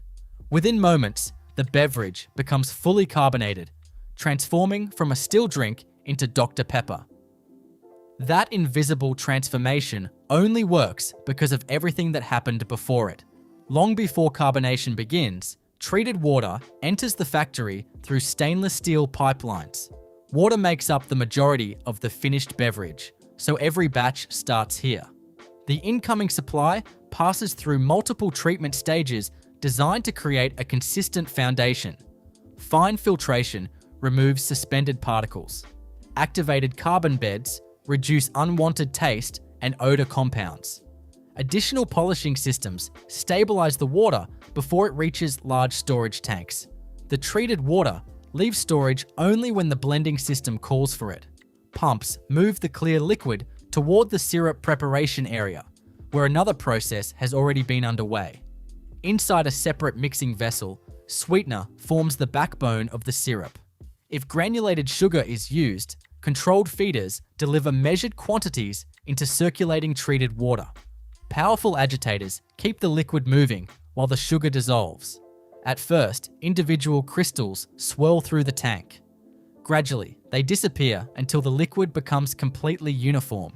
If liquid sweetener is used instead, it enters through heated stainless steel lines. Flow meters continuously monitor the addition, ensuring every batch matches the previous one. Regardless of the sweetener source, the objective remains identical. Produce a perfectly uniform sweet base with no undissolved solids. The sweet base travels through filtration before anything else is added. Even tiny particles could interfere with precision flow meters, pumps, or filling equipment later in the process. Once filtered, the syrup moves toward the blending vessel, where the drink begins developing its recognizable identity. Now comes one of the smallest additions in volume, but one of the biggest changes in character. The concentrated Dr. Pepper flavor system enters through enclosed dosing lines. Only a carefully measured amount is needed because it is highly concentrated. As it enters the circulating syrup, darker ribbons briefly appear before disappearing into the moving liquid. The entire tank gradually changes into a deep brown concentrate that now contains sweetness, acidity, color, and the complex flavor profile that defines the beverage. Despite its appearance, this still is not Dr. Pepper as consumers know it. The syrup is far too concentrated to drink. It exists only as a compact version of the final beverage. After blending, the syrup enters insulated holding tanks equipped with slow-moving agitators. These paddles rotate gently, preventing heavier ingredients from settling while avoiding unnecessary air incorporation. Level sensors monitor the remaining volume continuously, so the production line always has enough concentrate available. Soon, the syrup begins its journey toward the proportioning system. Meanwhile, treated water follows a completely separate route toward the same destination. Two independent streams, one clear, one dark, approach the blending skid from opposite directions. Electronic flow meters measure both streams thousands of times every hour. Computer-controlled valves constantly make tiny adjustments. If production speeds increase, both streams accelerate together. If demand slows, they reduce proportionally. Maintaining the precise syrup-to-water ratio is essential because every bottle leaving the line must taste identical. Inside the proportioner, the concentrated syrup merges with treated water. Almost instantly, the dense concentrate disperses throughout the much larger water stream. The beverage now reaches its final drinking strength. It still lacks one defining feature. The beverage leaves the proportioner completely flat. Before carbonation can begin, temperature must change dramatically. The freshly blended drink enters a plate heat exchanger where thin stainless steel plates separate the beverage from a chilled cooling medium. Heat transfers rapidly through the metal surfaces. Within seconds, the beverage temperature drops substantially. This colder temperature prepares the liquid for something impossible at warmer conditions. Carbon dioxide dissolves far more effectively in cold liquid. Before the gas enters, another hidden process often takes place. The beverage passes through a deaeration stage where dissolved oxygen and unwanted air are removed. Tiny gas pockets separate from the liquid under carefully controlled conditions. Removing these gases improves carbonation efficiency and helps maintain long-term product stability. Only after chilling and deaeration does the beverage finally reach the carbonator. Inside the sealed vessel, carbon dioxide enters through specialized diffusers. Pressure builds while the beverage continues flowing. Rather than forming visible fizz, the gas dissolves directly into the cold liquid. The beverage still appears calm, but its internal chemistry has completely changed. From this moment forward, every machine on the line has one mission: never allow that dissolved gas to escape. The carbonated Dr. Pepper flows through sealed stainless steel pipelines maintained under pressure. Sharp turns are minimized. Sudden pressure drops are avoided. Smooth piping reduces unnecessary turbulence. While the beverage travels toward filling, empty containers begin an entirely different journey. PET bottles often begin as small plastic preforms. These thick test tube-shaped pieces already contain the finished bottle neck and threaded opening. Their bodies, however, remain compact. Preforms enter a heating oven where rows of infrared lamps warm only the body section while the neck stays cool. Every preform rotates continuously, ensuring even heating around the circumference. Once softened, each preform moves into a blow mold. The mold closes instantly. A stretch rod pulls downward through the center, while high-pressure compressed air expands the softened plastic outward. The material stretches until it contacts every detail inside the chilled mold cavity. Base, shoulders, sidewalls, and label panels all appear within seconds. The finished bottle exits remarkably lightweight, yet surprisingly strong. Air conveyors transport empty bottles by supporting only their neck rings. Jets of filtered air propel them rapidly through the system while preventing contact with sidewalls. Before filling, each bottle passes through an internal rinsing station. Bottles invert, receive filtered air or treated rinse water, drain immediately, then rotate upright again. Aluminum cans follow a different route. Already formed and decorated, empty cans arrive stacked on pallets. Depalletizers unload entire layers before guiding individual cans into high-speed conveyors. Each can inverts through an air or water rinser to remove any loose particles. After draining, the cans continue upright toward the filling carousel. Now both product streams finally meet. Inside the rotary filler, containers travel in perfect synchronization beneath filling valves. For bottles, each neck seals tightly against its valve before filling begins. Pressure inside the bottle equalizes with pressure inside the filler bowl. Without this equalization, dissolved carbon dioxide would immediately burst out of solution, creating excessive foam. Once pressures match, the valve opens. Dr. Pepper flows smoothly into the bottle. The dark liquid rises rapidly, while only a controlled amount of foam develops near the surface. Electronic controls determine the exact fill level before the valve closes. Each filled bottle immediately transfers toward the capping turret. Caps travel through sorting bowls that orient every closure correctly before delivery to spinning capping heads. Each head applies precisely controlled torque. Tight enough to seal carbonation, not tight enough to damage threads. Aluminum cans move directly into the seamer. Lids drop onto each filled can moments before rotating beneath seaming rollers. The first roller folds the lid curl around the can flange. The second roller compresses both layers into a tightly interlocked double seam. No glue is used, only precisely folded metal holds the internal pressure. Now another important checkpoint arrives. Sophisticated inspection systems immediately verify every package. Vision cameras examine fill height, cap alignment, tamper bands, seam profiles, dents, scratches, and container deformation. Oreo wafer rolls are produced using a dual-stream manufacturing process involving continuous wafer sheet production and separate cream filling preparation, which are later synchronized through an automated integration line. The raw materials for the wafer component are dosed automatically from bulk silos into individual weighing hoppers. The base formulation consists of low-protein wheat flour, high-fat alkalized cocoa powder, refined sucrose, leavening agents, salt, water, and a controlled amount of oil-based emulsifiers. Dry ingredients are metered into a high-capacity horizontal mixer with dual-axis paddles designed for uniform blending. Liquids are injected through precision nozzles mounted at the top of the mixing chamber.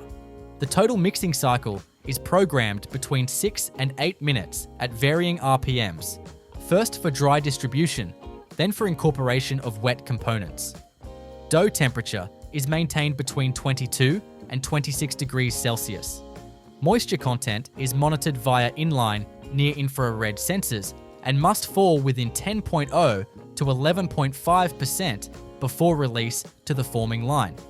Dough is transferred via a covered screw conveyor to a pre-sheeting station. Here, a primary roller flattens the dough into a rough sheet approximately 5 mm thick, which then feeds into a 3-stage reduction system.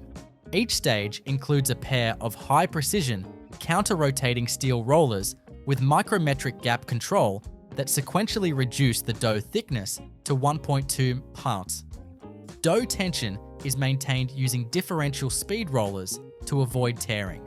Edges are trimmed continuously using rotary cutters, and trimmings are conveyed pneumatically back to the pre-mix hopper for reintegration. The thin dough sheet enters a continuous baking tunnel consisting of 8 to 12 independently controlled zones. Heating is achieved via direct gas-fired convection and radiant ceramic panels.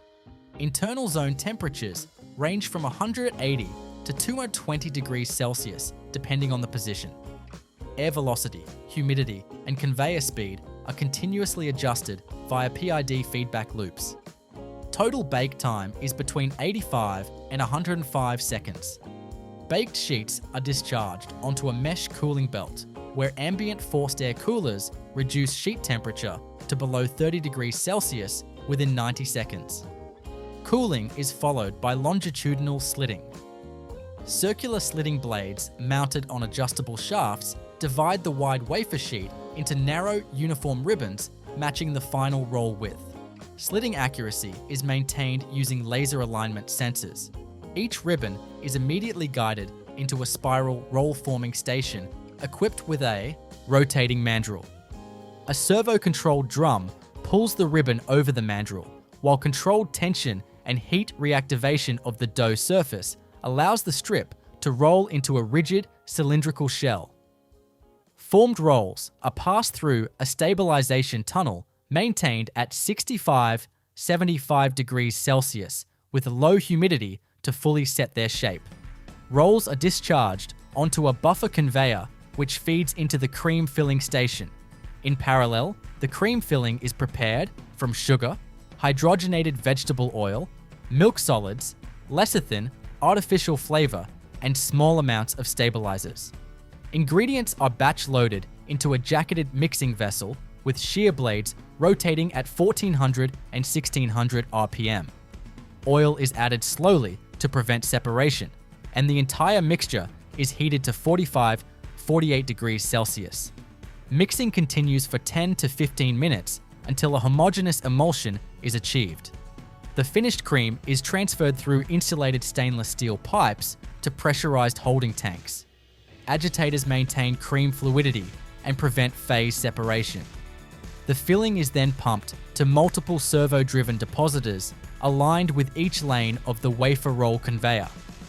Each nozzle delivers a calibrated cream column into the core of each roll, with filling weights accurate to plus 0.2 grams. The nozzle retracts dynamically during deposit to ensure central cream alignment and full core penetration. Cream-filled rolls pass through a secondary cooling tunnel set to 10 degrees Celsius for 60 seconds to solidify the filling. Thermal imaging sensors confirm internal stabilization before exiting.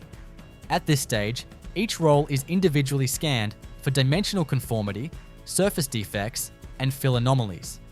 Rolls not meeting target criteria for weight, symmetry, or visible cream containment are diverted via pneumatic actuators into separate waste chutes.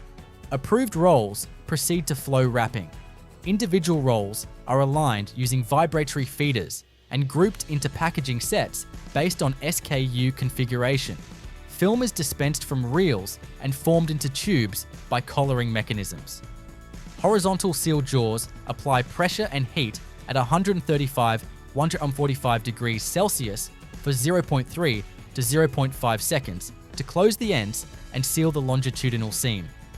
Nitrogen gas is flushed into the package before sealing to displace oxygen and slow fat oxidation. Each wrapper is printed with batch code, timestamp, and best before date using thermal inkjet printers synchronized with the machine cycle. Wrapped products are conveyed to a cartoning unit, where robotic arms pick and place the flow-wrapped units into pre-formed cartons. Cartons are constructed from pre-creased flat blanks that are folded and glued using hot melt adhesive. Carton fill conformation is performed using weight sensors and machine vision. Completed cartons are sealed, labeled, and aggregated into corrugated shipper boxes. Each shipper box is barcoded for traceability and palletized in accordance with standard load configurations. Palletized loads are stretch wrapped and transferred to climate-controlled warehouse storage. Storage areas maintain relative humidity below 60% and ambient temperature between 18 and 22 degrees Celsius to prevent wafer degradation and cream migration. Inventory turnover is managed via FIFO principles enforced by warehouse management software, which integrates with factory MES and ERP systems for batch tracking. Process validation occurs every production shift. Operators test dough rheology, sheet thickness, baking curve, moisture content, cream viscosity, deposit weight, roll hardness, and package seal integrity. Data is recorded in the batch record along with any machine adjustments or anomalies. All critical control points, including cream deposit temperature, bake time, and packaging seal strength, are electronically logged and must fall within specification limits or trigger corrective action. Cleaning in place procedures are scheduled every 8 to 12 hours. Cream lines are flushed with heated water, followed by alkaline detergent, acid rinse, and sterile water rinse. Wafer production lines use dry cleaning methods for rollers and belts, followed by compressed air cleaning and manual wipe down of forming mandrels. Swab testing is used to verify microbial cleanliness, and ATP bioluminescence testing is used to assess organic residue. Production yield is calculated by comparing in-feed material weight to packaged product weight, adjusted for expected waste. All off-spec rolls, excess cream, and packaging rejects are weighed and categorized into waste type. Cream residue is routed into closed collection tanks for food waste processing, while wafer rejects are disposed of according to facility-specific food waste handling protocols. All mechanical systems, mixers, sheeters, formers, depositors, and sealers are maintained under a scheduled preventive maintenance program. Bearings, blades, nozzles, and conveyors are inspected and replaced based on run hours.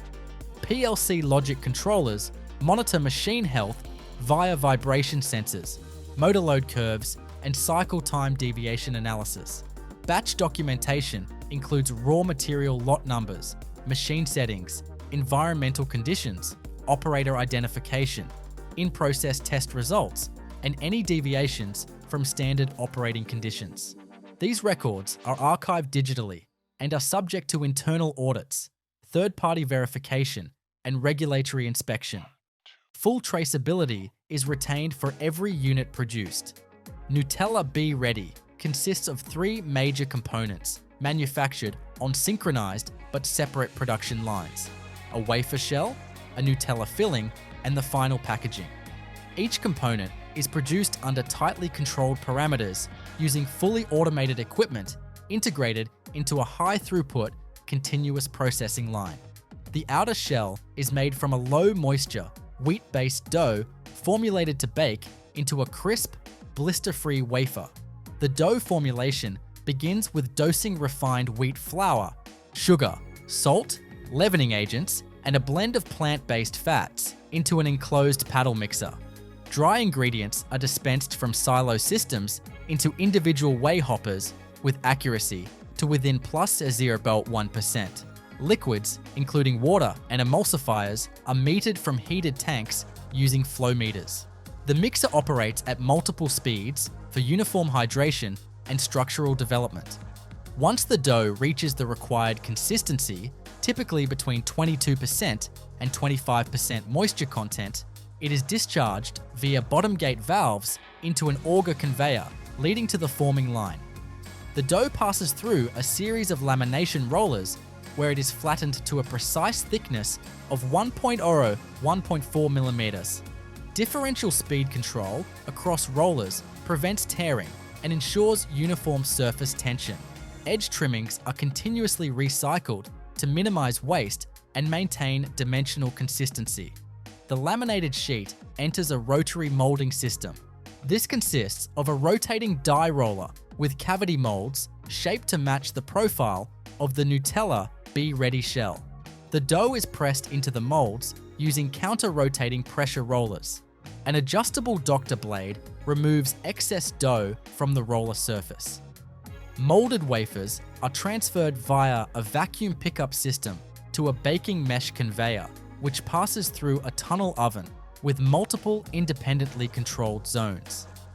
The oven zones maintain specific temperature gradients between 180 degrees and 220 degrees, optimized for water evaporation, structural hardening, and color development. Each zone's airflow is modulated by variable frequency drive fans to control browning without burning.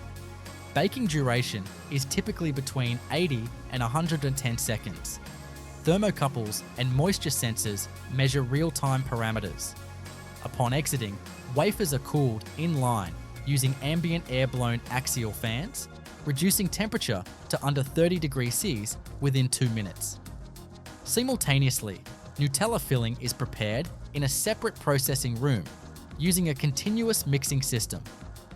Ingredients including refined sugar, vegetable oil, skimmed milk powder, cocoa, and hazelnut paste are dosed using mass flow meters and pneumatic transfer lines.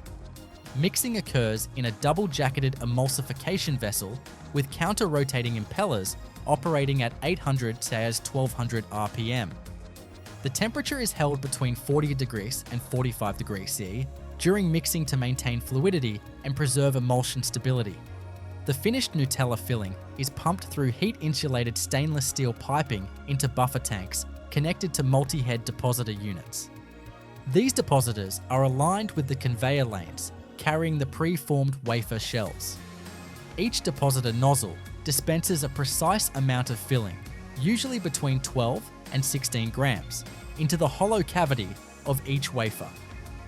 Fill weight is monitored using inline load sensors that reject any units outside the tolerance band of plus 0.3 grams. To prevent air entrapment during deposition, the filling nozzle retracts during injection at a synchronized rate, matching the filling viscosity and back pressure. Cream flow is assisted by low-pressure nitrogen to maintain a consistent stream and eliminate pulsing. After filling, each shell passes through a cooling tunnel maintained at 10 to 12 degrees to solidify the fat phase of the filling and prevent oil migration into the wafer wall. Following cooling, a pre-molded wafer lid is applied to seal each filled shell.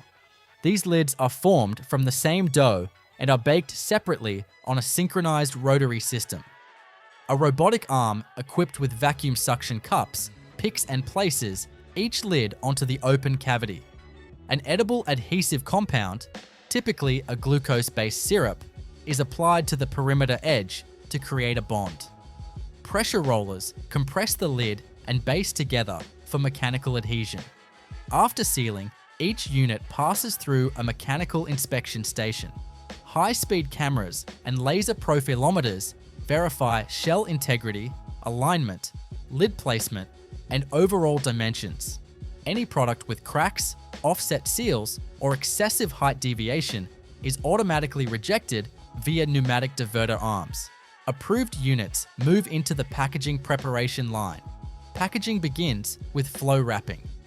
Individual Nutella Be-Ready units are spaced on timing belts and fed into the wrapping machine using servo motor-controlled pushers. Wrapping film is fed from a roll and formed around each unit via a forming collar. Horizontal and vertical seals are applied using heated sealing jaws that operate at 130 degrees, 145 degrees. Modified atmosphere packaging is implemented via nitrogen gas injection prior to sealing to displace oxygen and extend shelf life. Each flow-wrapped unit is scanned by barcode readers and printed with date codes and traceability numbers using thermal inkjet printers. Units are counted and grouped into sets of 6 or more, depending on market configuration. Grouping is performed using star wheel collators, which align the units into rows for secondary packaging. Secondary packaging uses flat fold cartons erected via vacuum cup pick-and-place systems. Hot melt glue is applied via nozzles to predefined folding flaps, which are pressed closed by mechanical arms. Each carton receives printed labels containing product name, nutritional data, batch code, allergen information, and certification marks. Cartons are weighed for content verification and stacked into larger corrugated shipping boxes using layer-forming robotic packers. Palletizing is performed by 6-axis robotic arms with end effectors designed to grip multiple boxes per cycle. Standard Euro or industrial pallets are loaded based on customer logistics requirements. Pallet patterns are configured to ensure structural stability and airflow clearance. Once loaded, pallets are wrapped using stretch film machines that apply 250% pre-stretched film to secure load integrity during transit. Each pallet is tagged with a pallet license plate containing full production metadata, including line number, production date, shift code, storage conditions, and destination route. Pallets are moved into finished goods, storage warehouses with temperature and humidity control systems set to maintain between 18 degrees Celsius and 20 degrees, with relative humidity under 60%. Pallet positions are recorded using warehouse management systems with RFID scanners and barcode tracking. Throughout the production process, all inputs, outputs, and in-process conditions are monitored by a centralized SCADA system. Parameters such as oven temperature, mixer torque, depositor cycle counts, wrapping seal integrity, and product rejection rates are logged and archived. Alerts are generated automatically for any deviation outside programmed thresholds. Operators access these systems via HMI touchscreens placed at each station. Sanitation protocols are applied on a rotating schedule. Dough preparation lines are cleaned with dry brushing followed by ethanol-based surface wipes. Cream handling equipment undergoes full CIP cycles involving alkaline wash, acid rinse, and sterile water flush, validated with conductivity and pH sensors. Wrapping and cartoning stations are cleaned with compressed air, brush downs, and isopropyl surface sanitizers. Swab samples are taken post-cleaning and tested for microbial load. Preventive maintenance is performed weekly on all forming dies, depositor heads, conveyor bearings, and sealing modules. Wear components are replaced based on run-hour tracking. Calibration is conducted daily on dosing equipment, weighing scales, and thermocouples. All calibration records are maintained in compliance with regulatory documentation standards. Product testing occurs hourly. Samples are collected from each production lane and evaluated for weight, length, height, filling content, shell texture, seal strength, and packaging tightness. Sensory analysis includes bite resistance, shell-to-filling ratio, and flavor consistency. Non-conforming samples trigger root cause investigations documented in deviation reports. The entire Nutella Be Ready manufacturing process is standardized to allow for duplication across multiple production facilities with identical output quality. Parameters are optimized to prevent moisture migration, mechanical breakage, and oil separation, which are common defects in filled wafer-based snack formats. Final product shelf life is tested under accelerated and ambient conditions to verify packaging efficacy. Chips Ahoy! Cookie manufacturing begins with bulk ingredient handling systems that store raw materials in separate silos or intermediate bins under controlled conditions. Low moisture, fine milled wheat flour is pneumatically conveyed from outdoor silos into batch weigh hoppers located above the main mixing area. Granulated sugar, brown sugar, cocoa solids, salt, and baking soda are stored in indoor silos or gravity-fed bins and fed into weigh stations using screw feeders with plus 0.1% dosing precision. Vegetable shortening and liquid invert sugar are stored in stainless steel jacketed tanks with continuous recirculation to prevent phase separation. The shortening is heated to maintain fluidity at 45 to 50 degrees Celsius, and the invert sugar is pumped at a constant rate through positive displacement pumps. All liquid and dry ingredients are tracked using an integrated batching control system that verifies real-time mass flow and batch integrity using load cells and flow meters. Each batch is loaded into a planetary batch mixer with a dual paddle agitator system.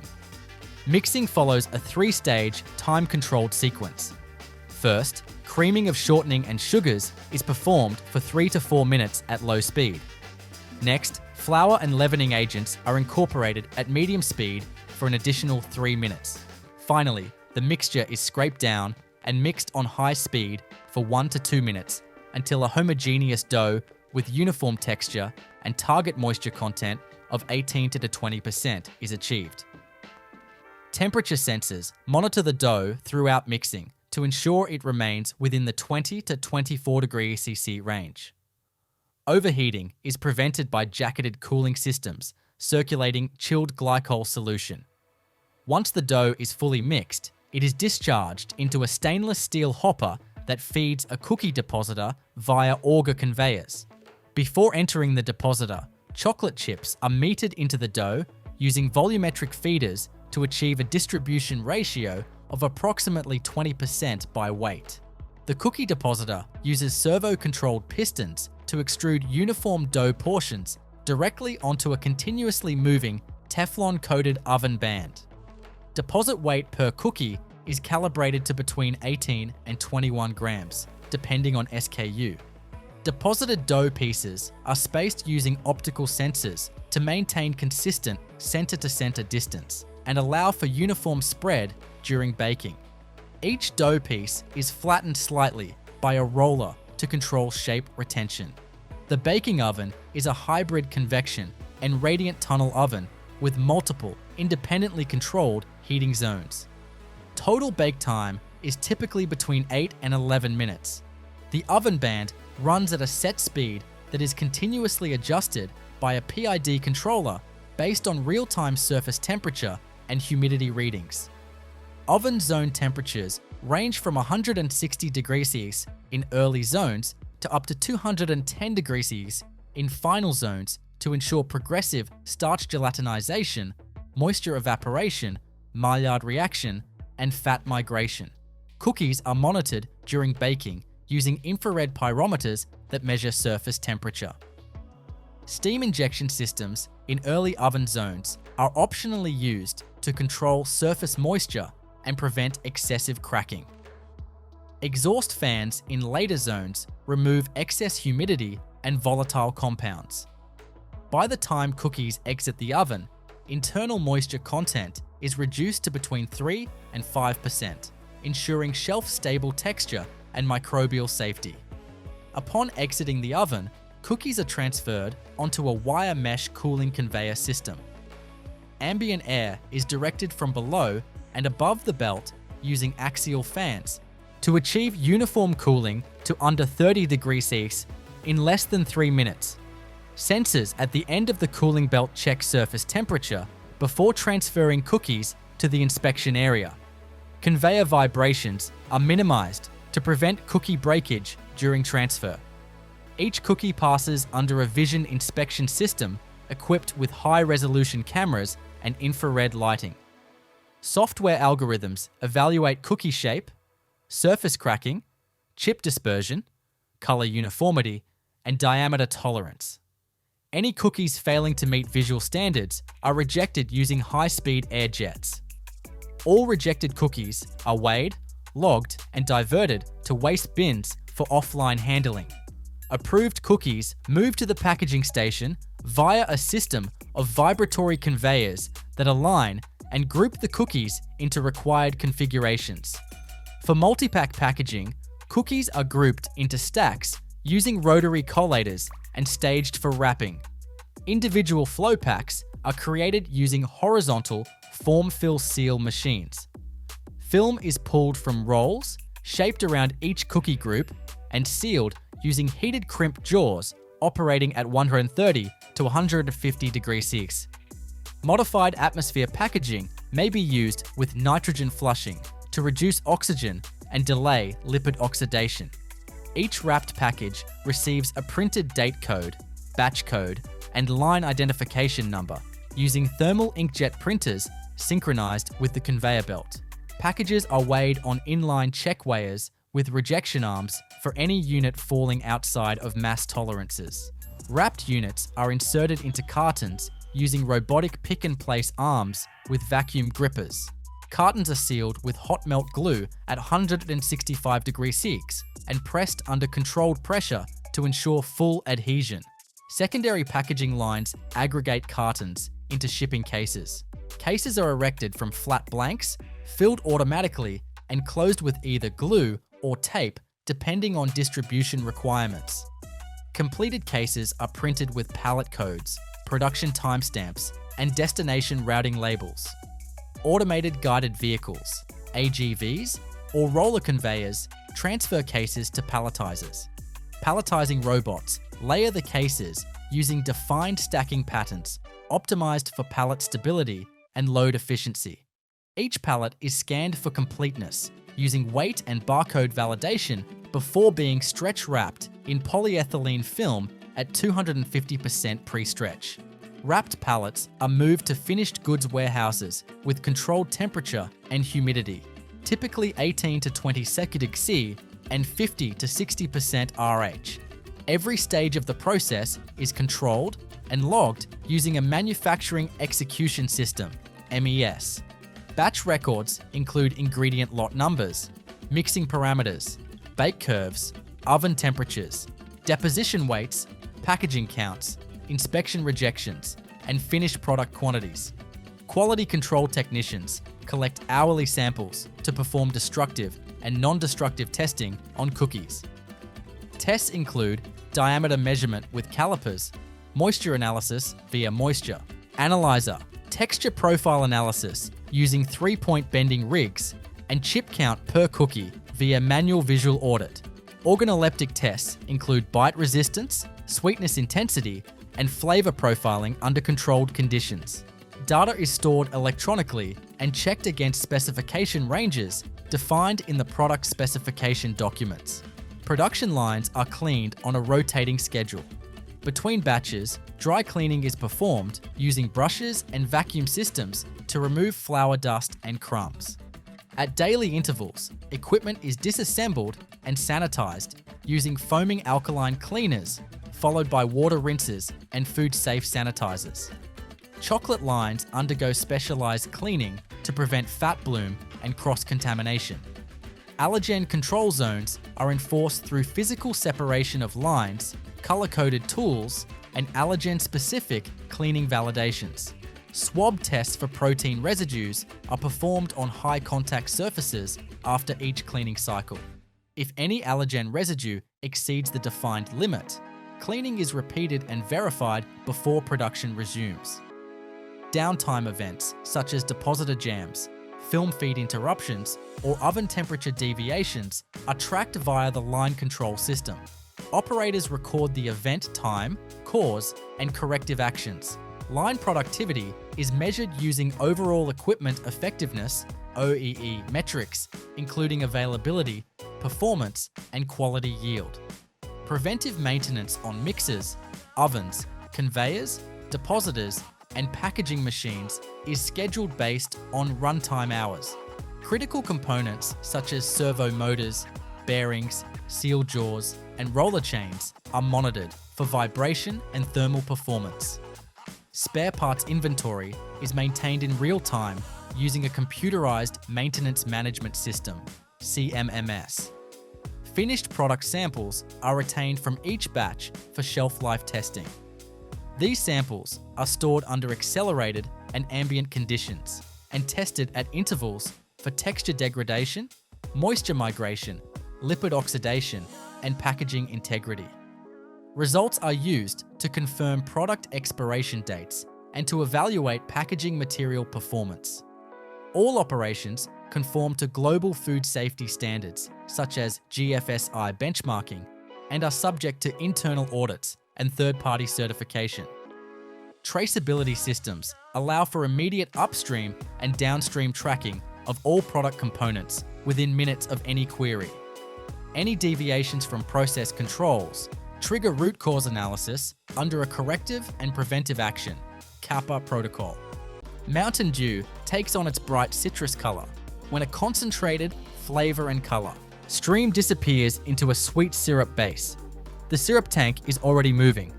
Inside the stainless steel vessel, treated water and sweetener rotate in a controlled current. The liquid is dense, clear, and smooth before the concentrate arrives.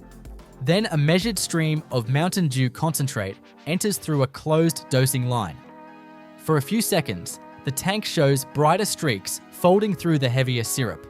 The agitator pulls them downward, spreads them outward, and blends them until the whole batch becomes uniform. This is the first major transformation. A plain sweet base becomes a concentrated citrus syrup. It is still much stronger than the final drink. It is too dense, too sweet, and too sharp at this point. But everything that defines the beverage has been packed into a smaller volume, ready to be diluted later with treated water. The sweet base comes together before the concentrate is added. Treated water enters the syrup room through polished stainless steel pipework. It has already passed through filtration and carbon treatment, so it carries no visible particles or unwanted off notes. The water fills the tank to a measured level. Sweetener enters next. If granulated sugar is used, crystals fall into the moving water and begin dissolving. The agitator keeps them from settling at the bottom. A recirculation pump can pull syrup from the lower outlet and return it near the top, forcing the heavier liquid to fold through itself. If liquid sweetener is used, it meters in through heated lines and blends rapidly into the water. The syrup becomes heavier as solids dissolve. Its surface grows glossier. It no longer behaves like water. It moves with a slow pull around the tank walls. The line cannot move forward until the sweetener is completely dispersed, because undissolved particles would disrupt filters, meters, valves, and filler operation later. The syrup passes through filtration. Fine filters catch any remaining solids. What leaves this stage is a clean sweet base, ready for flavor, acid, and color. This filtered base then returns to the flavor blending tank. The Mountain Dew concentrate enters in controlled quantity. Citrus flavor components, acidity, color, and formula ingredients disperse through the moving syrup. The liquid shifts into a bold, bright tone. The tank now contains the concentrated identity of the drink, but not its final strength. The syrup is transferred into a holding tank. Slow paddles keep it uniform. Sensors track level and temperature. The tank acts like a buffer, feeding the proportioning system whenever the bottling line demands more syrup. Now the process turns toward the ingredient that will make up most of the finished beverage: water. Incoming water moves through its own treatment train. It first passes through particulate filters to remove suspended material.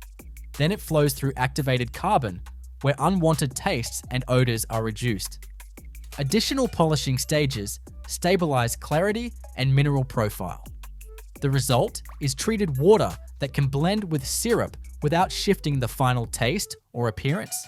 This treated water fills storage tanks and then moves toward the proportioner. One pipe now carries water. Another pipe carries Mountain Dew syrup. The two streams approach the blending skid separately, and the next few seconds decide whether every bottle and can will taste the same. Flow meters measure both streams continuously. The syrup stream is thick and colorful. The water stream is clear and fast moving. Automatic valves make tiny adjustments as line speed changes. Inside the blending chamber, the syrup stretches into the water and thins instantly. The drink is now finished strength Mountain Dew, but it is still flat. It has the color, sweetness, acidity, and citrus flavor, but none of the pressure. No hiss, no bubbling release. The next stage creates the force that makes the liquid behave like soda. The flat beverage enters a chilling system. It flows between thin stainless steel plates, while a cold medium passes on the other side. Heat transfers through the metal. The drink leaves colder than it entered, and this temperature drop is critical. Cold liquid holds carbon dioxide more effectively than warm liquid. It also foams less when filled into containers. This is the setup before carbonation. Chill the drink, calm it down, and prepare it to absorb gas under pressure. The beverage may pass through deaeration before carbonation. In that unit, dissolved air separates from the liquid under controlled conditions. Tiny bubbles leave the drink before carbon dioxide enters. Removing air improves gas absorption and helps the finished beverage hold a cleaner sparkle. Then, the chilled flat Mountain Dew enters the carbonator. Carbon dioxide flows through regulated gas lines into the pressurized vessel. The gas breaks into fine bubbles through diffusers or contact surfaces and dissolves into the cold liquid. The drink still looks like the same bright citrus soda, but internally it has changed. It is now charged with dissolved gas. From this point on, the line must protect the carbonation. The beverage moves through closed, pressurized stainless steel pipes. The route avoids sudden pressure drops and rough flow. A sharp change could release gas early, creating foam before the drink reaches the filler. While the liquid is prepared, containers are being formed, cleaned, and staged. PET bottles often begin as compact preforms. A preform is a thick plastic tube with a finished neck and threads. The body is not yet bottle-shaped. The preforms feed into a heating oven, where infrared lamps warm the plastic while each preform rotates. The neck remains cooler so the threads and sealing surface do not deform. Each heated preform enters a blow mold. The mold closes around it. A stretch rod pushes down through the center, pulling the softened plastic lengthwise. Compressed air expands the plastic outward until it meets the chilled mold walls. The base, shoulders, label panel, and sidewalls appear in one rapid expansion. The empty bottle leaves the mold by its neck ring. It is light, rigid, and ready to be cleaned. Air conveyors carry it forward, using jets of air to move the bottle while rails support it by the neck. The bottle is inverted, rinsed or blown with filtered air, drained, and returned upright before filling. Aluminum cans move differently. They arrive already formed and printed, open at the top. A depalletizer unloads layers of empty cans and feeds them into lanes. Each can inverts through a rinser, receives filtered air or rinse water, drains, and returns upright. Glass bottles, when used, pass through light inspection before filling. Cameras examine the mouth, sidewall, base, and interior. Any bottle with chips, cracks, contamination, or shape defects leaves the line before the beverage reaches it. Now the carbonated Mountain Dew and the empty packages meet at the filler. The rotary filler turns continuously. Star wheels guide bottles or cans into exact positions beneath filling valves. The carbonated beverage waits in a pressurized bowl above the valves. Every motion is timed so the container arrives, seals, fills, and exits without interrupting the flow. For bottles, the mouth presses against the valve. Pressure equalizes before liquid enters. This prevents the carbonated drink from flashing into foam. Once balanced, the valve opens and Mountain Dew flows into the bottle in a controlled stream. The bright liquid rises quickly, carrying fine bubbles upward. Coca-Cola disappears into an empty bottle before anyone ever sees the most important transformation, because by the time the liquid reaches the filling machine, nearly every critical step has already happened behind sealed stainless steel walls. The beverage rushing toward the filler is already cold, already carbonated, and already balanced to its final drinking strength. It travels through polished pipelines under carefully maintained pressure, moving quietly despite carrying millions of dissolved carbon dioxide molecules that are waiting for a chance to escape. Every valve, every bend, and every pump between the blending room and the filling carousel has one responsibility: protect that carbonation. A sudden pressure drop would instantly create foam, waste product, and destroy fill accuracy. The entire production line is built around preventing that from happening, but to understand why, the process has to rewind to where Coca-Cola begins as nothing more than treated water and concentrated syrup. Water enters the factory continuously through large stainless steel supply lines before passing into an extensive treatment system. Since water makes up the overwhelming majority of every bottle and can, consistency is everything. The incoming supply first moves through coarse filtration that removes suspended particles before entering activated carbon filters that eliminate unwanted tastes and odors. Depending on the facility, additional polishing systems refine mineral balance and clarity even further.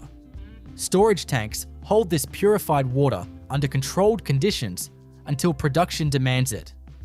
Although the water appears unchanged to the eye, it has become a carefully standardized ingredient capable of producing identical batches every hour of every day. While treated water waits in storage, another process unfolds in the syrup room. Massive blending vessels begin filling with measured quantities of sweetener. If granulated sugar is used, controlled feeding systems deliver it steadily into circulating water. The crystals disappear as powerful agitators rotate beneath the surface, creating a dense syrup that grows thicker with every passing minute. In facilities using liquid sweetener, insulated pipelines deliver the ingredient directly into the tanks, while electronic flow meters continuously verify every addition. Regardless of the sweetener source, the objective remains identical: create a perfectly uniform foundation before a single drop of flavor concentrate enters the mixture. The syrup becomes glossy, heavier than water, and completely free of undissolved solids before moving forward. Only after the sweet base reaches the required consistency does the next stage begin. Concentrated Coca-Cola flavor is introduced through enclosed dosing systems designed for exceptional precision. Compared with the volume of sweet syrup already inside the tank, the concentrate represents only a small fraction of the batch, yet it transforms everything. Dark ribbons briefly appear as the concentrate enters the circulating liquid before disappearing into the constantly moving current. The color deepens almost immediately, changing the once clear syrup into a rich brown concentrate. Acidity, color, and the signature flavor profile spread throughout the vessel until every portion matches every other. Even now, however, the mixture bears little resemblance to the finished drink because it is still far too concentrated to consume. The completed syrup moves into insulated holding tanks equipped with slow-turning agitators. These paddles are intentionally gentle. They keep ingredients evenly distributed without introducing unnecessary air into the mixture. Sensors constantly monitor temperature, liquid level, and transfer rates, while automated pumps respond whenever the production line requests more concentrate. On the opposite side of the blending system, treated water begins its own journey toward the proportioning unit. Two completely separate streams now travel toward a single destination, and this is where the beverage finally begins taking its recognizable form. Inside the proportioning system, electronic flow meters monitor both liquids continuously. One stream carries dense concentrated syrup, while the other carries crystal clear treated water. Computer-controlled valves make tiny adjustments hundreds of times each minute, compensating for changing production speeds without allowing the ratio to drift. The two liquids meet inside enclosed blending chambers, where the syrup disperses almost instantly throughout the much larger water stream. Within seconds, the beverage reaches its finished sweetness, acidity, color, and flavor intensity. It finally tastes like Coca-Cola, but something essential is still missing. At this point, the liquid is completely flat. There is no sparkle, no hiss, and none of the crisp sensation associated with opening a fresh bottle. Before carbonation can begin, temperature must change dramatically. The beverage enters a plate heat exchanger constructed from stacks of thin stainless steel plates. Cold coolant flows along one side of each plate while the beverage flows along the other, allowing heat to transfer rapidly through the metal without the two liquids ever mixing. Within moments, the drink exits several degrees colder than when it entered. This cooling stage is critical because cold liquid absorbs carbon dioxide far more effectively than warm liquid, while also reducing foam during filling. Hidden inside this seemingly simple temperature change is one of the biggest factors determining how lively the finished beverage will feel. Many production lines include another important step before carbonation begins. Dissolved oxygen and unwanted gases are removed through deaeration equipment operating under carefully controlled conditions. Tiny air bubbles separate from the liquid before escaping through the system, leaving behind a beverage better prepared to accept carbon dioxide. Although invisible to anyone watching the conveyor outside, this stage improves carbonation performance and helps preserve long-term flavor stability. Only after chilling and deaeration does the beverage finally approach the machine responsible for one of the factory's most dramatic transformations. Inside the carbonator, chilled Coca-Cola meets carbon dioxide under pressure. The gas enters through specialized diffusers that create enormous surface area while maintaining complete control over pressure and flow. Instead of forming visible fizz, the gas dissolves directly into the liquid. The beverage leaving the vessel looks almost identical to the flat drink that entered moments earlier, yet internally, everything has changed.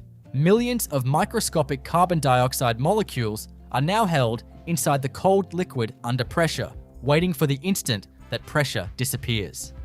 From here onward, every section of the production line focuses on preserving those dissolved gases until the package is completely sealed. At exactly the same time, empty containers begin their own journey toward the filler. Plastic bottles usually start as compact PET preforms that resemble thick test tubes with finished bottlenecks already molded into place. These preforms travel through infrared heating ovens, where they rotate continuously, allowing heat to soften only the body while leaving the threaded neck cool and dimensionally stable. Once heated, each preform enters a blow mold, where a stretch rod pulls downward through its center, while high-pressure compressed air expands the softened plastic against chilled mold walls. In only a few seconds, the compact preform becomes a full-sized Coca-Cola bottle, complete with base contours, shoulder profile, grip panels, and label area. Aluminum cans follow a completely different route. Already formed and printed before arriving at the beverage plant, they are unloaded from pallets by automated depalletizers before entering high-speed conveyors. Every empty can passes through a rinsing station where filtered air or treated water removes dust and loose particles. Bottles undergo similar internal cleaning after blow molding, ensuring every container reaches the filler clean and ready to receive the finished beverage. Now both production streams finally meet at the rotary filling machine. Empty bottles and cans enter through synchronized star wheels that position each container beneath an individual filling valve. The filler itself rotates continuously while maintaining pressure inside its enclosed bowl. For bottles, the valve seals tightly against the neck opening before internal pressure equalizes with the pressure inside the filler. This single step prevents dissolved carbon dioxide from escaping violently as filling begins. Once pressure is balanced, the valve opens and Coca-Cola flows smoothly into the container. The dark liquid rises rapidly while only a carefully controlled amount of foam forms near the surface. Sensors monitor fill height precisely before each valve closes at exactly the programmed level. The filled containers move immediately toward closure because every fraction of a second matters once carbonation has entered the package. Plastic bottles receive caps supplied through vibrating sorting bowls that orient every closure correctly before feeding rotating capping heads. Each cap tightens to a carefully controlled torque that seals carbonation securely without damaging bottle threads. Aluminum cans instead travel into seamers, where lids drop into position before precision rollers fold the lid, curl around the can flange. Two separate roller operations create the finished double seam, mechanically locking multiple layers of aluminum together into a pressure-resistant seal without requiring adhesive. Inspection begins immediately after sealing. Vision systems examine fill height, cap alignment, tamper bands, seam quality, dents, scratches, and container deformation, while laser sensors verify liquid levels. Automated reject systems remove any package falling outside specification without slowing production. Cold filling leaves moisture condensed across container surfaces, so powerful air knives blast away water before labeling and secondary packaging begin. Plastic bottles move through labeling equipment where printed film unwinds continuously from large reels. Registration sensors track alignment marks before rotary knives cut individual labels.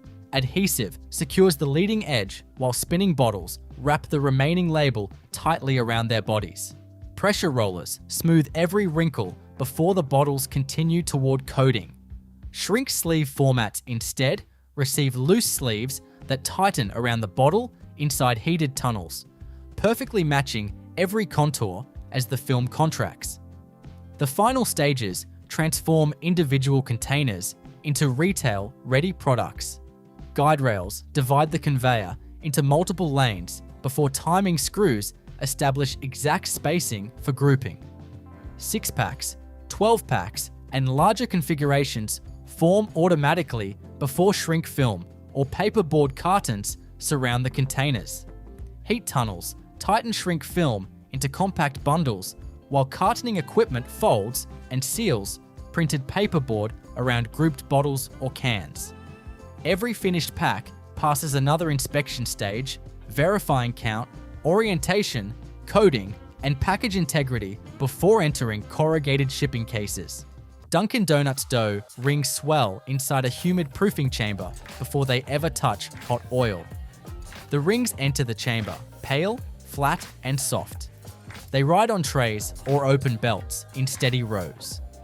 Warm air surrounds them from all sides.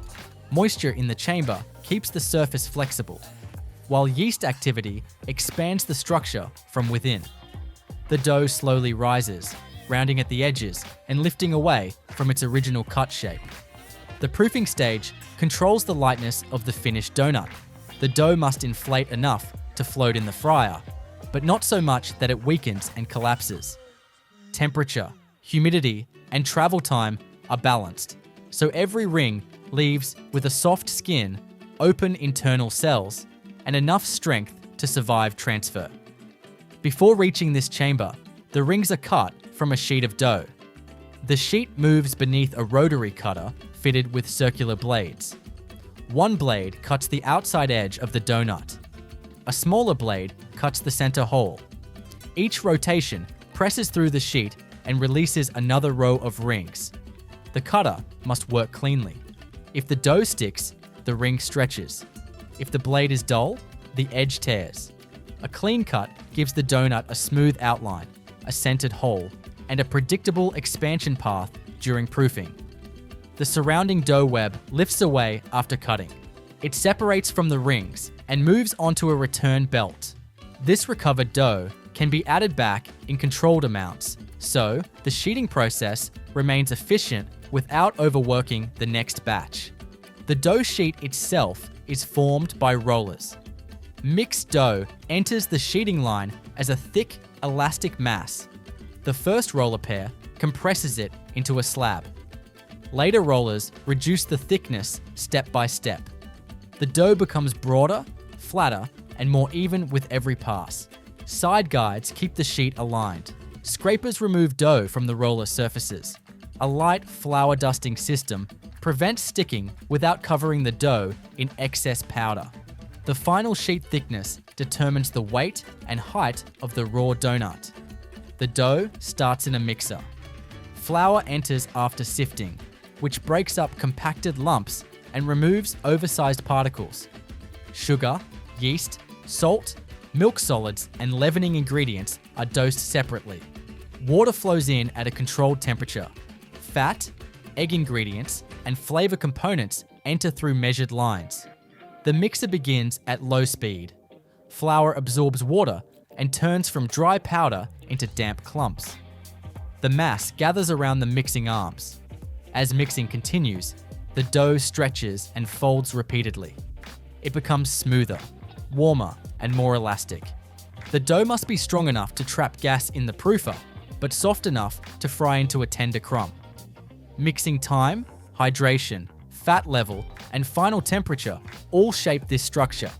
When the dough reaches the target texture, it leaves the mixer and moves toward dividing. Dividing cuts the large dough mass into workable portions. These portions rest briefly before sheeting. Resting lets the dough relax, which helps it roll smoothly without shrinking back. The relaxed portions feed into the rollers and become the continuous sheet used for cutting. After proofing, the swollen rings move toward the fryer. Transfer equipment places them gently onto the oil surface. The dough is fragile at this point because it contains many gas cells. A rough drop would flatten the donut or distort the ring. The fryer carries the donuts in lanes through hot oil. As each ring touches the oil, steam forms at the surface. The lower side sets first. Bubbles race along the outer edge and through the center hole. The donut expands slightly as heat moves inward. A turning device flips the donut halfway through frying. The second side enters the oil and browns to match the first. The surface turns golden while the inside remains soft and airy. Oil temperature stays within a narrow range so the donut cooks through without becoming greasy or overdark. Loose crumbs are removed from the oil by filtration. This keeps dark fragments from sticking to later donuts. The fryer belt continues moving at a fixed speed, giving each donut the same exposure time. The fried donuts leave the oil on a draining conveyor. Excess oil falls through the mesh.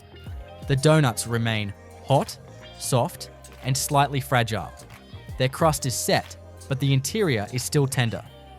From here, different varieties, split into separate finishing paths. Glazed donuts move forward while still warm. The glaze system uses a heated tank filled with sugar, water, and flavoring ingredients. Agitators keep the glaze smooth. A pump lifts it to an overhead trough where it falls as a continuous curtain. The warm donuts pass under the curtain. Glaze coats the top, slides down the sides, and flows around the inner ring. Extra glaze drains through the open conveyor and returns to the tank.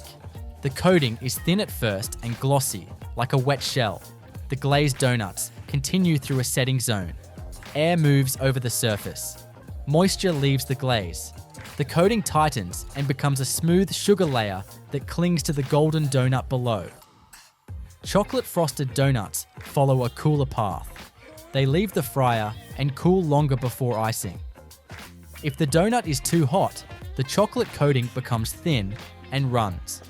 At the right temperature, the top surface receives a measured layer of icing. The donut passes beneath a coating head or touches a controlled icing surface. Chocolate icing spreads across the top and stops before fully covering the underside. The coating forms a smooth cap. It stays soft briefly, which allows toppings to attach. Sprinkle donuts move directly beneath a topping dispenser. Small colored pieces fall in a controlled shower. They strike the tacky icing and remain embedded. Loose sprinkles fall between the donuts and are collected away from the product path. Filled donuts begin as solid rounds, not rings. The cutter makes circular dough pieces without a center hole. These rounds proof into soft pillows and fry on both sides. After frying, they cool enough to receive filling without melting or leaking. The filling station uses narrow injection nozzles. Each nozzle enters the side of a donut. A pump delivers a measured amount of cream, jelly, custard, or flavored filling into the center. The filling spreads inside the soft crumb and slightly expands the donut. The nozzle withdraws, leaving a small entry mark. The filled donut may then be glazed, powdered, iced, or striped. Powdered donuts pass through a dusting chamber where fine sugar falls over the surface. The donut turns or moves through the powder stream, picking up an even coating. Excess powder drops through screens. Striped donuts pass beneath small decorating nozzles. Thin lines of icing cross the top while the donut moves on the belt. The nozzles release a steady flow, and the belt speed controls the spacing and length of the stripes. Cake donuts use a different batter system. Instead of yeast dough, a thicker batter is mixed with flour, sugar, fat, liquid ingredients, and chemical leavening. The batter is deposited directly into hot oil through a shaped depositor. As it fries, the batter expands and sets into a denser ring with a different crumb. The cake donut depositor controls the shape by extruding batter in a ring. The batter drops into the oil, floats, and fries. The outside becomes lightly crisp, while the inside sets into a moist cake texture. These donuts can be glazed, sugared, frosted, or coated after cooling. Donut holes can come from center cuts or separate depositing equipment. They fry as small, round pieces. Because they are smaller, they cook quickly and move through coating or glazing systems in large quantities. They may be tumbled in glaze, sugar, or powdered coatings before packing. After finishing, all donut varieties move through inspection. Cameras check color, shape, topping coverage, glaze thickness, icing placement, missing sprinkles, broken edges, and distorted centers. Filled donuts can be checked by weight to confirm the correct amount of filling. Defective pieces are rejected automatically. Accepted donuts are spaced by timing belts. The belts create separation so toppings do not smear. Guide rails organize the flow into lanes for packing. Different varieties may be routed into separate packing areas or assembled into assortments. Sprite starts as a nearly invisible recipe stream because the finished drink has to stay clear even after sweetener, acid, citrus flavor, and carbonation move through it. Treated water enters the syrup room first. It flows through polished stainless steel lines into a mixing tank with a slow agitator already turning. This water has already passed through filtration, carbon treatment, and polishing stages, so it reaches the tank without cloudiness, unwanted odor, or suspended particles. For a clear lemon-lime soda, that clean base matters immediately. There is no caramel color to hide anything later. Sweetener enters next. If granulated sugar is used, it drops into the moving water and dissolves under controlled agitation. The crystals disappear gradually. The liquid becomes heavier and more glossy, but it must remain clear. If liquid sweetener is used, it meters in through a closed line and blends quickly into the water stream. The tank motion stays controlled. It is strong enough to dissolve and distribute the sweetener, but not so aggressive that it whips air into the syrup. Air bubbles would interfere with flow measurement and could create problems during carbonation. The syrup must be smooth, dense, and quiet before the next ingredients enter. The sweetened base passes through filtration. Fine filters catch undissolved particles and protect every downstream meter, valve, and filling nozzle. What leaves this stage looks simple, but it is now a carefully measured sweet syrup ready to carry the lemon-lime profile. Then the sharp part of Sprite is built. Citric acid and other acid ingredients are dosed into the moving syrup. They dissolve quickly and change the structure of the drink without changing its color. The syrup still looks clear, but its taste balance has shifted. The acid gives the liquid the crisp edge that later works with carbonation. The lemon-lime flavor concentrate enters in a smaller stream. It is measured precisely through a dosing line. The concentrate disappears into the syrup almost instantly as the agitator folds it through the tank.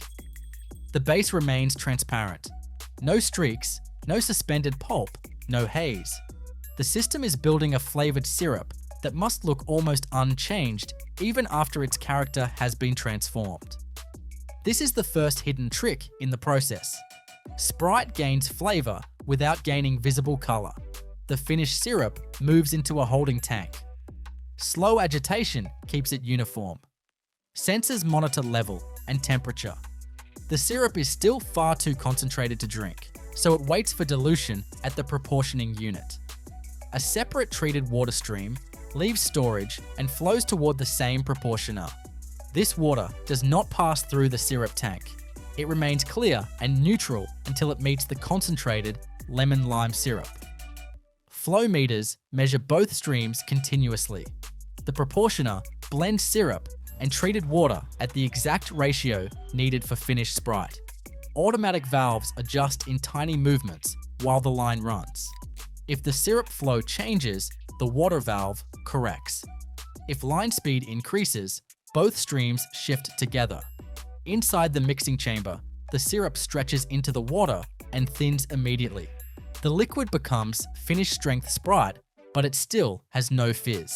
It moves as a flat, clear beverage. The sweetness, acid, and lemon-lime flavor are now at final balance, but the drink is not alive yet. The next stage gives it pressure, bite, and sound. The flat Sprite enters a cooling system.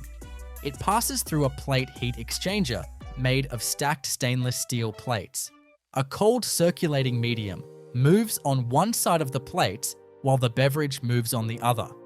Heat transfers out through the metal, and the drink temperature drops quickly. This cooling step prepares the drink for carbonation. Cold liquid accepts carbon dioxide more easily than warm liquid. It also foams less when it is filled.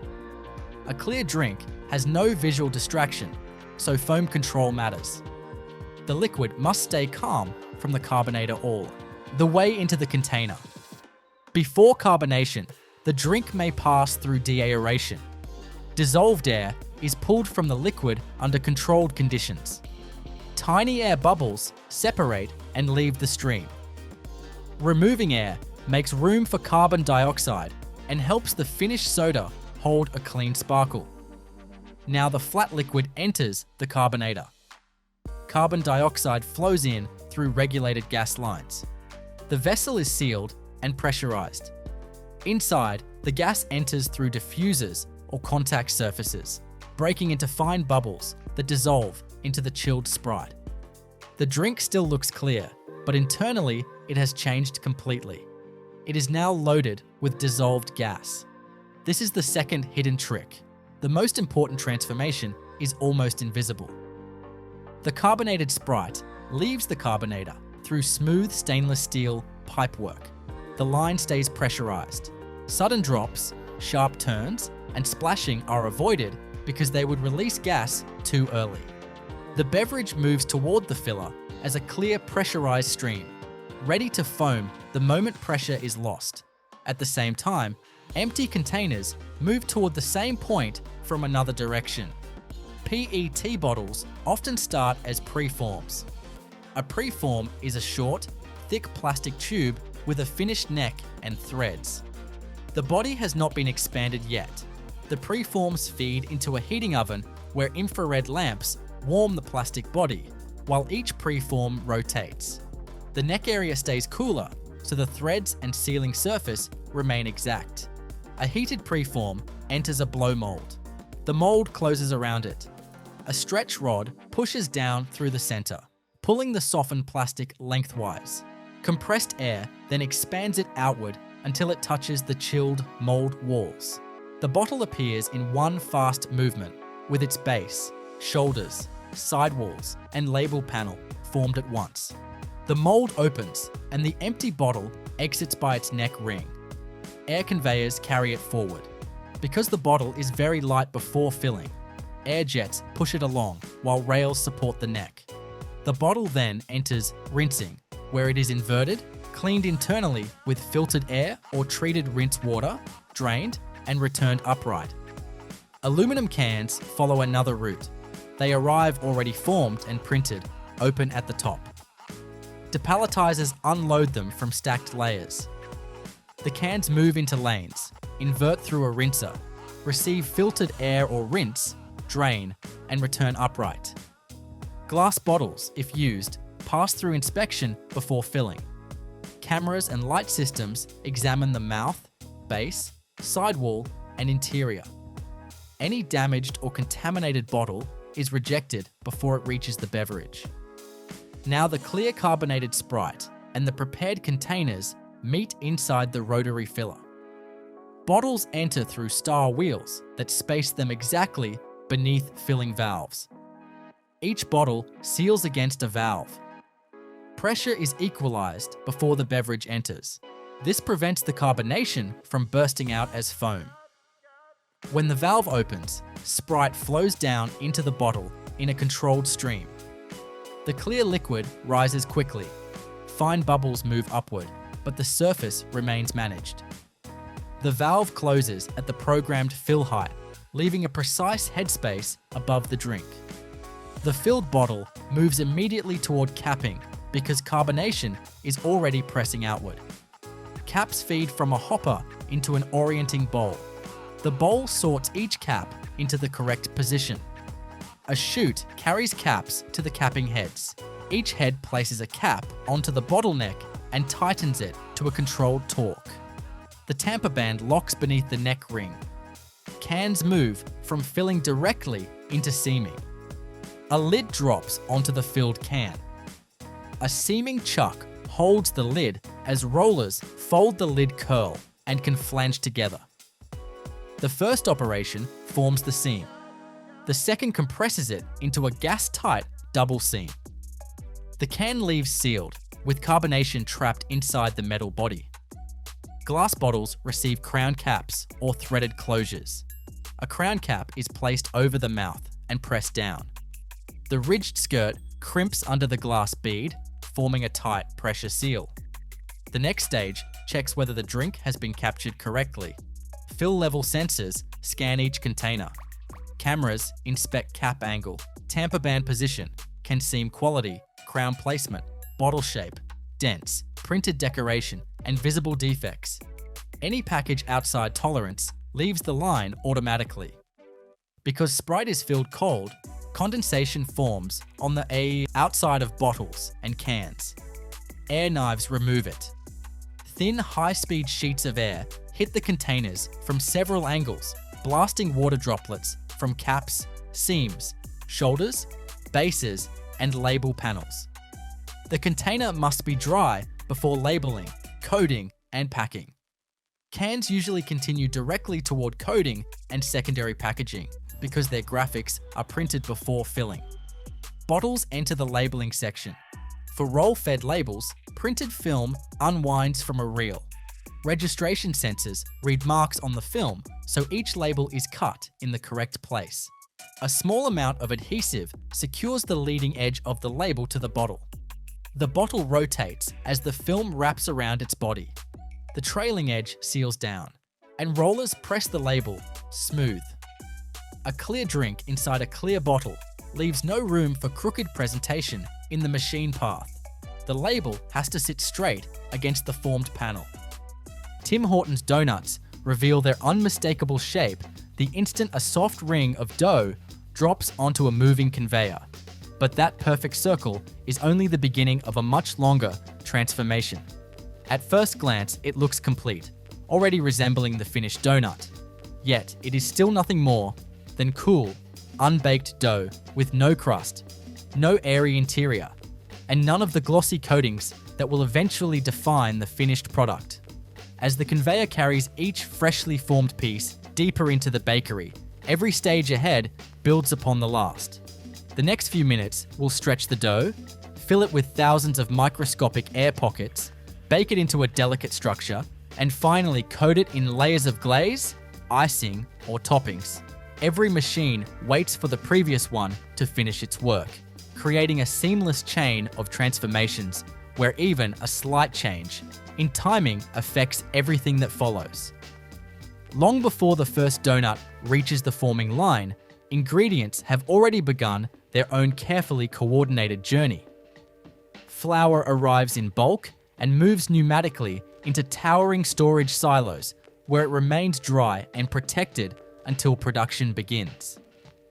Metering systems deliver precise quantities into industrial mixers, while separate ingredient feeders prepare sugar, salt, yeast, milk solids, shortening, emulsifiers, and carefully measured water. Every ingredient enters according to a programmed sequence because dough development depends not only on the recipe, but also on the order in which each component is introduced. Powerful spiral mixing arms rotate through the bowl, while the dough gradually transforms from loose, dry particles into one continuous elastic mass. At first, it appears rough and uneven, but with every revolution, the gluten network strengthens, allowing the dough to stretch while trapping the gases that will later create its light interior. Once mixing reaches the desired level of development, the dough leaves the mixer in large portions and travels toward resting equipment. Although nothing dramatic appears to happen during this stage, the dough is quietly preparing itself for the mechanical work ahead. Resting allows the gluten structure to relax after intensive mixing, making the dough easier to shape without excessive shrinking or tearing. Temperature remains tightly controlled because warmer dough behaves very differently from cooler dough. Sensors continuously monitor both dough temperature and resting duration before conveyors automatically release each batch toward the forming line. The dough now has the strength to hold its shape while remaining soft enough for precise forming. The forming equipment begins by feeding the rested dough through sets of sheeting rollers. Each roller gradually reduces thickness without crushing the internal structure. The dough becomes a smooth, continuous sheet moving steadily across wide conveyor belts.